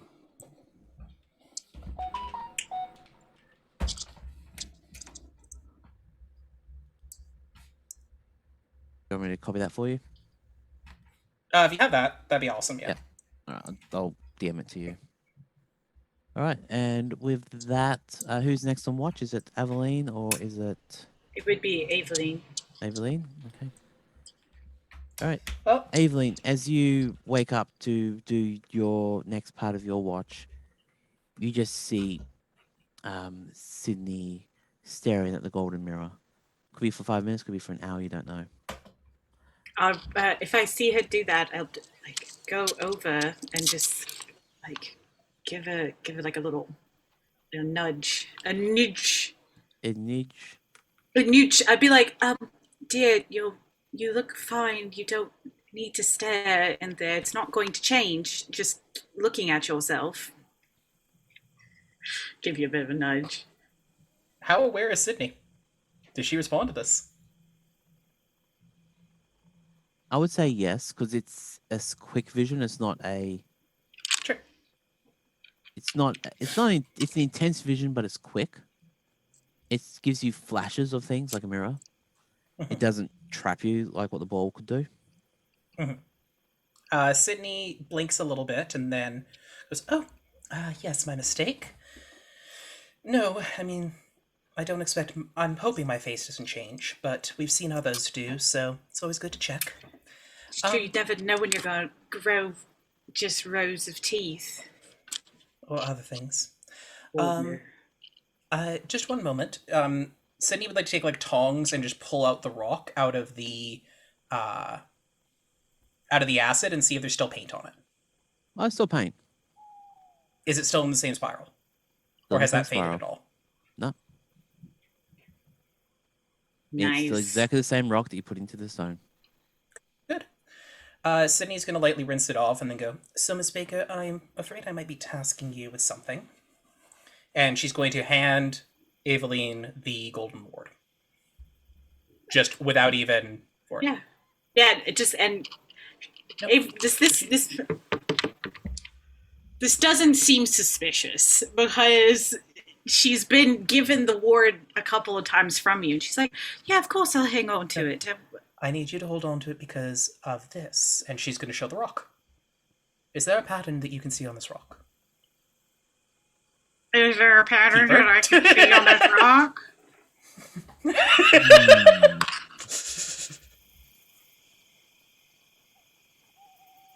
The only other person that Sydney semi-trusts in this party is unconscious.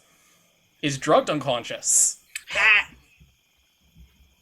Jack has proved himself incredibly unreliable. Yes, it's just a standard rock with what looks like a little spiral on it. No, but she can see the paint. That's what I was You checking. can see the paint. Yes. Okay. Yeah, it's spiral design on the rock for sure, yeah. All right. I'm either going mad because I did not have this whenever I woke up this morning, nor have I left the campsite and I did not find it here. Before we left, Rosa gave me a crystal ball and that mirror. I Okay. looked into the cracked crystal ball and I spoke with Okay. Larkin, who said I had trapped him in it, and so he was trapping me and he gave me this rock. When I woke up from the dream, I had the rock. Now, I don't know with what we're facing if this is real or not, but I don't know if I'm now dangerous. You have the ward. Hopefully I do not cross anyone, but I trust you to actually have more sound judgment if you need to put me down. Very heavy Yikes! topic, but very heavy topic, and I do apologize for just dropping it on you as you've woken up. We can potentially discuss it more tomorrow, but otherwise... Yeah, just have good dreams. I'll think on this. It's a lot to digest. The only person I would ask you to please not tell is Jack, because I have no doubt he'll take it as an eager opportunity to shoot me. Fair enough. Yes. No. Yeah. I could definitely see that. And he would not listen. Tell Alejandro as you see fit, and I will mention it to Jackson in the morning. Okay. I need to make sure. As you mentioned, Alejandro again just looks at the eyes.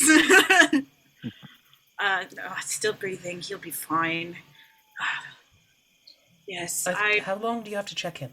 I would have been checking on him if that was necessary. I do apologize. No, it's more for my consciousness than his. Yes. No, I will definitely. I'll hold on to this. Mm-hmm. Does it? I mean, can you? Here's the thing. I feel like if we're going to be going to a pyramid full of like a lot of bad things, and we're going to lock all those bad things in said pyramid, what if, hear me out, we leave the other terrible things that are with us in said pyramid? We'll see if that works. I don't know if the binding will seal them as well. That would be good. It's my plan right now. I'm just gonna put all the bad juju into the pyramid and hopefully leave it there. That is my goal. When I threw this rock away in the dream, it came back to me. I left this sitting in etching acid for about an hour. And it's still as clear as whenever I got it. So I don't know if the pyramid will help. And that is why I'm mentioning to you. It's true. That's why I'm just spitballing here. I mean, you could just dunk it. I mean, here's the thing. If you really want to know if something's cursed, it'll keep following you no matter what. If you put the rock down, just like right here, and like we'll point to like a log or something, just put the rock right here, and then we can leave tomorrow morning. And if somehow you find the rock back on your person, it's not great, and we could find you an exorcist.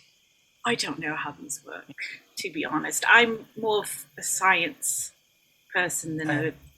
I'm afraid I'm not very familiar with either, with science or the magic side of these things, but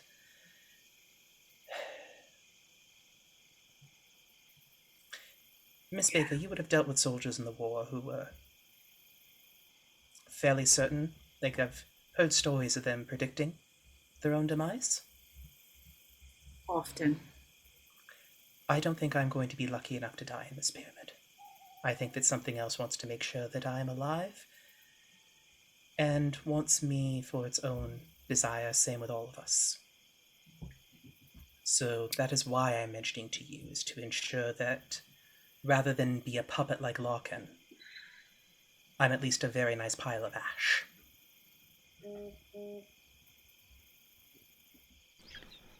I normally do no harm, but I think leaving you, if that's the case, would be more harm.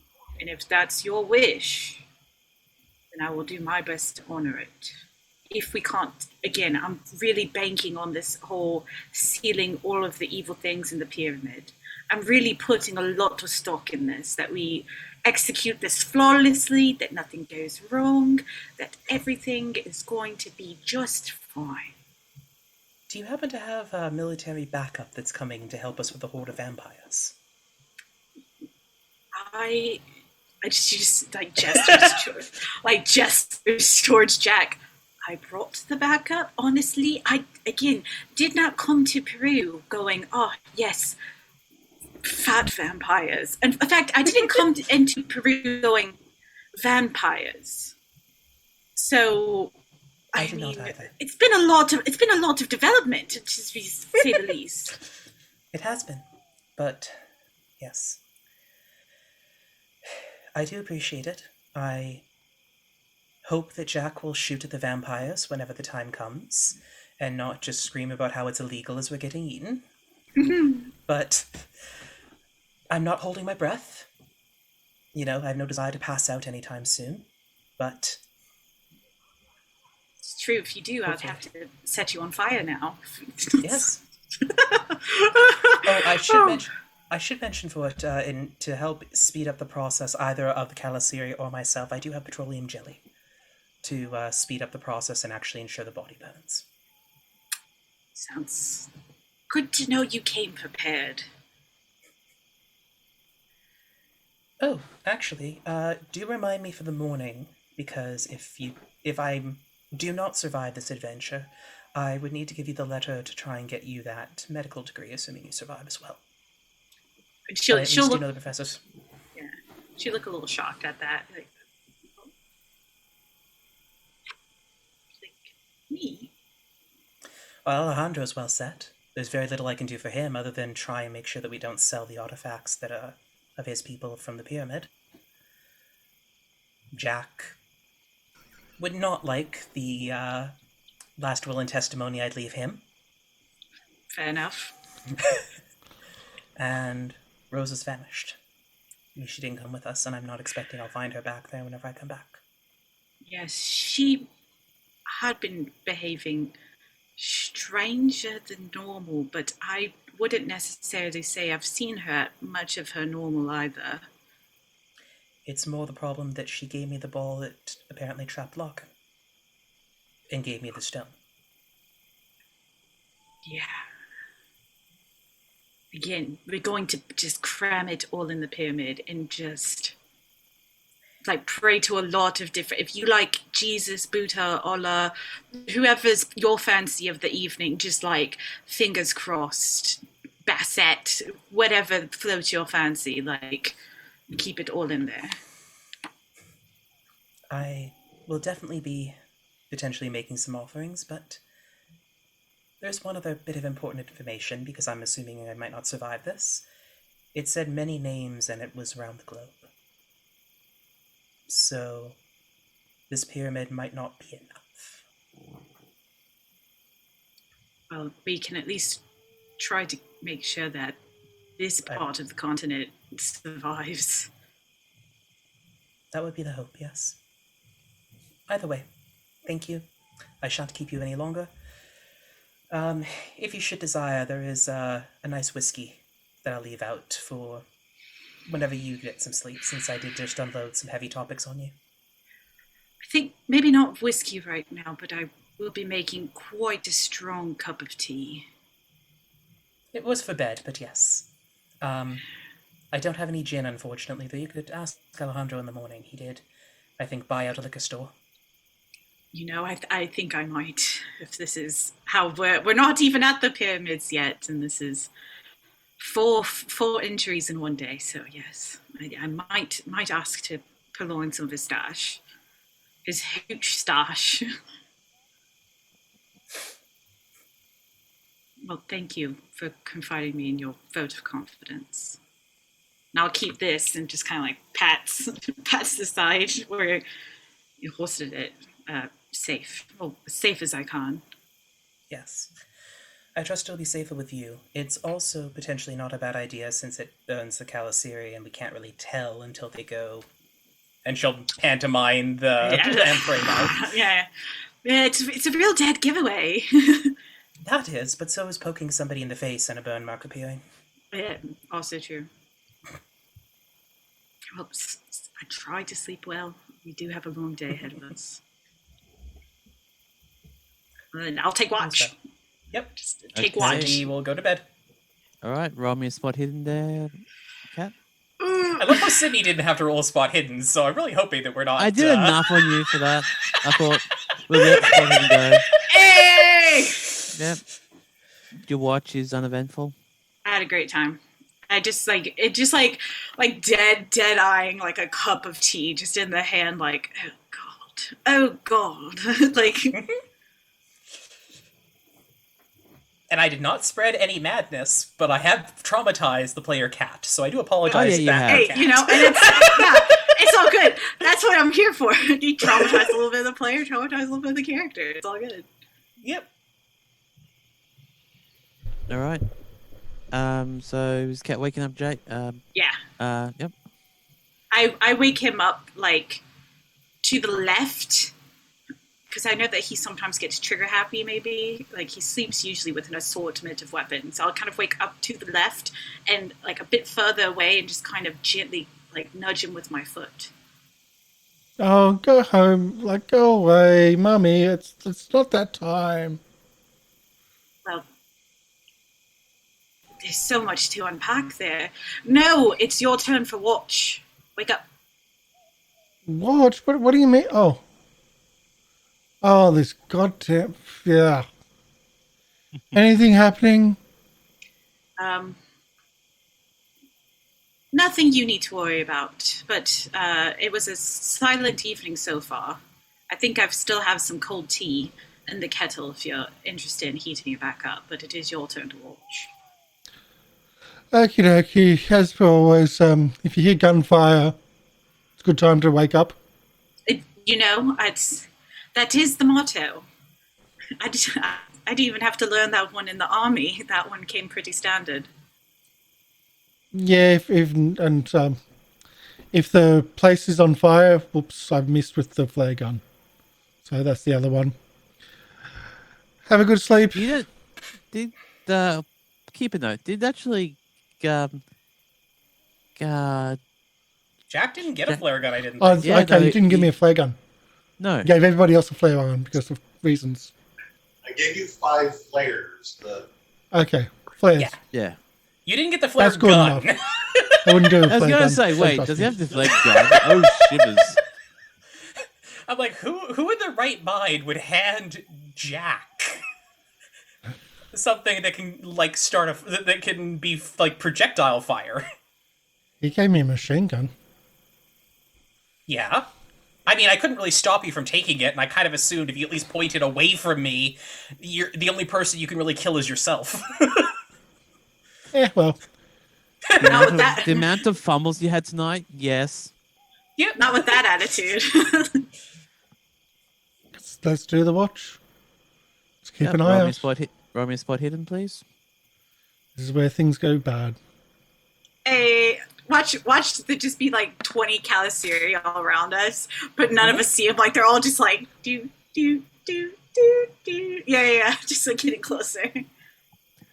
I mean, Sydney almost had a worm down her throat, or a maggot, or whatever the heck it is. So, I mean, that could have been very interesting. Mm. Oh, that's something I've got. That's something I can do on my watch.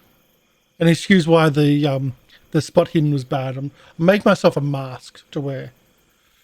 For just in case we do get into combat with those worms again, and like just double layer over the mouth so they can't get through the mouth. He's making a Hannibal Lecter mask. Yeah, That's what I was thinking. That's what I was thinking as well. I'm like, I mean, it's certainly a choice. More of a surgical mask, because that's what I'm familiar with. I mean, Sydney has a scarf. I don't think it really helped.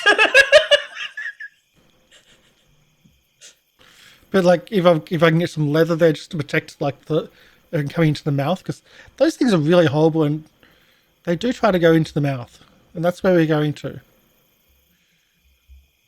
Normally the mouth. Normally, You don't know if it's other orifices yet. Or go in through the ear. Where are you thinking? Didn't need to think. Didn't need to. Yeah, no. I mean, I was thinking the holes in your chest as they bite you, but, you know. Yeah, that's what I was saying. Altitude. Normally they make the hole for the carrot. Yeah, don't want that. Yeah, your watch goes. Roll me a. What would that be? An arts and crafts mechanical. Arts and Arts craft. craft. Arts and crafts. Roll me one. I've got art sketch. Is that the same thing? No, you're not sketching a mask. You're making a mask. No, it would normally be sewing or something similar. Yeah. But I don't have craft. I don't have arts. I've So it's a got art 1. sketch. So roll Yeah. art sketch and it'll have to be extreme to succeed. How's that sound? Okay. Let's spend some luck. Yeah. How much do I need to get to extreme? You would need Not 3. much, yeah. No, wait, no. No. Would that be right? It's 1/5. 39 divided by 5. You think just need 1, three. actually, because it's 7. Yeah. Oh.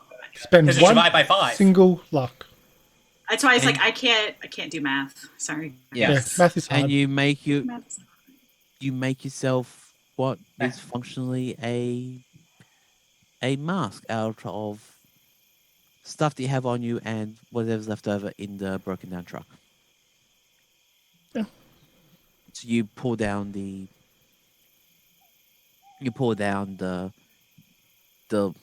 light shade from the windscreen, take off the cloth, and you jerry rig yourself a mask, which you think will help. Yeah. It's maybe some canvas and some pieces of leather and some straps and Yeah. jerry rig something. You jerry rig something that looks like you're an extra for Mad Max. What's Mad Max?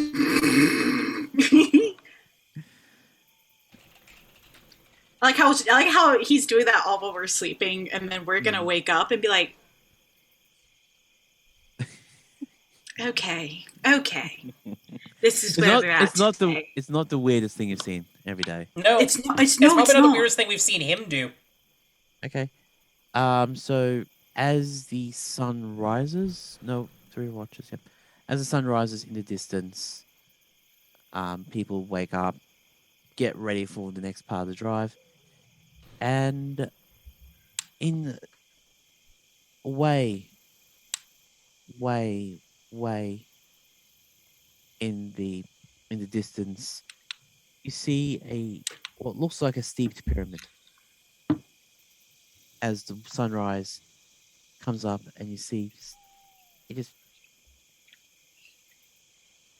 the sun just peek up from behind a steeped pyramid in front of you. So you know where it is now. And you have a distance, you have travel. You assume that you would, with the amount of distance you have left to travel, you would make it there by about mid-afternoon. And the sound of laughter rings in Sydney's head. It's this sound. Deep and guttural. Yeah. Are we? Sorry, so we're still traveling, right? Oh, we've finished up the scene for the day. Okay, I was going to say, Oh, just one thing, as soon as Sydney heard the laugh, if you were okay with it. Oh? Sydney rearranges the bullets inside of her third handgun so that the one with the golden wards marking is the last bullet in it. Okay. I'll allow it. Oh. Right. And yeah. Nice It's and cheery. fine. It's gonna be good, guys. Everything's it's fine. gonna be fine. I don't know why Everything's fine. everyone's so tense. It's gonna be great. Oh my god. Maybe because we had to make multiple characters. Just like, yeah. Maybe something like that. So that was a weird one. We're getting closer and closer to Egypt, apparently. Yeah. We can see Egypt in the distance with the pyramids. And we're What going happened to the all others die. in the sand? Yeah, we're just ignoring that. Like, alternate facts here. Alternate facts. You said pyramid, geography. not pyramids. Alternate Difference. geography. So thank you everyone for coming in. Thank you for the raid, Amy. Thank you for Omega for the subscription. Brothers in Dungeons, thank you for the raid as well. And Hoss for the follow. Neurocroc for the bits. Baby Bought for the follow. Spradgy, that's sorry for butchering, thank you for the follow. And Mild Poison, thank you for the follow. So it's been a big one. Whoa. Sorry, I've been attacked. It's a monster. Ah. I just saw that, a call in my eye. It was like, whoa, that was a big thing. Sorry, it's the cat. Yeah, I know. But Yeah. so it's been a big episode. We're getting closer and closer to death. Or character death, or insanity, or one of the two. And Sydney finally looked into the mirror. Awesome. Feeling like that. Awesome. Yeah. Didn't get to do it. You didn't get any sanity rolls from that. I mean, I got all the other things that I failed instead. Yeah. And I am now bound to an eldritch god. So, you know... Bound, just... You're carrying something which, if you got rid of it in a place where it might be watered, might... I'm telling you, there's something to this plan. The nurse it's a very good plan. The nurse It's a is not very too. good plan. I'm like, if we just kind of condense all of the terrible things into one space, like, will it be really, really bad in one area? Yes, but it'll be in one area instead of everywhere. So Which is not our area. Sorry, Alejandro. Like, sorry, it's your area. Not my content, not my problem. We'll help you move somewhere else, maybe. Yeah, relocate. How do you feel about, like, Australia? It's like a lot of land there. Not much jungle, though. No. Worth a try. Oh, well. Oh really boy. The elder gods to kill people. Yeah. So we'll do our outros. I'll find a place to raid. MLP, you can start. Alright, I'm MrLiveProducer. I've been your keeper for this evening, and that was fun. That was good. I love doing this. And I hope all my players enjoy what they go through as well. As much as I say, I'm going to screw with you. That's half the fun of Call of Cthulhu. You can normally catch me at MrLiveProducer, where I do VR content. Or you can also catch me on Thursday mornings, local time, or Wednesday nights, US time, where I'm on this channel either playing Burlock Ungard, the Dwarven Barbarian Ranger, or Jake Fist of Fury, the Fire Twirling Shooting. Circus performer. Yes. Yeah. Where we're just about... Is that... Which one are we doing next week? This week? Is it This week's Circus. Yep. So this week's Circus, where we're starting another chapter of the book we're on, which is going to be fun. Wow. Fun, as much as I give all my players drama, Karsh does exactly the same to us. So it's a tit-to-tat situation. It's how it works. Something like that. Something like that. Yeah. Phoenix? Phoenix? Hi, I'm Phoenix. I have been playing the mostly stupefied Alejandro Garcia this session, who started us out with a lovely trend of crit fails. So it was a exciting night. But otherwise, if you're looking for me, good luck.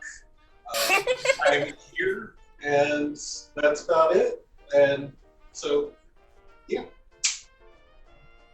Okay. Aeon?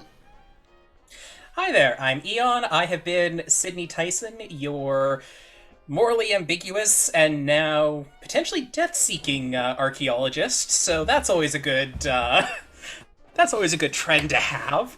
And you can find me on Twitch at Eon Victory, where I play games about once a week. So yeah, normally in Thursday evenings, US time. Okay. Caitlin?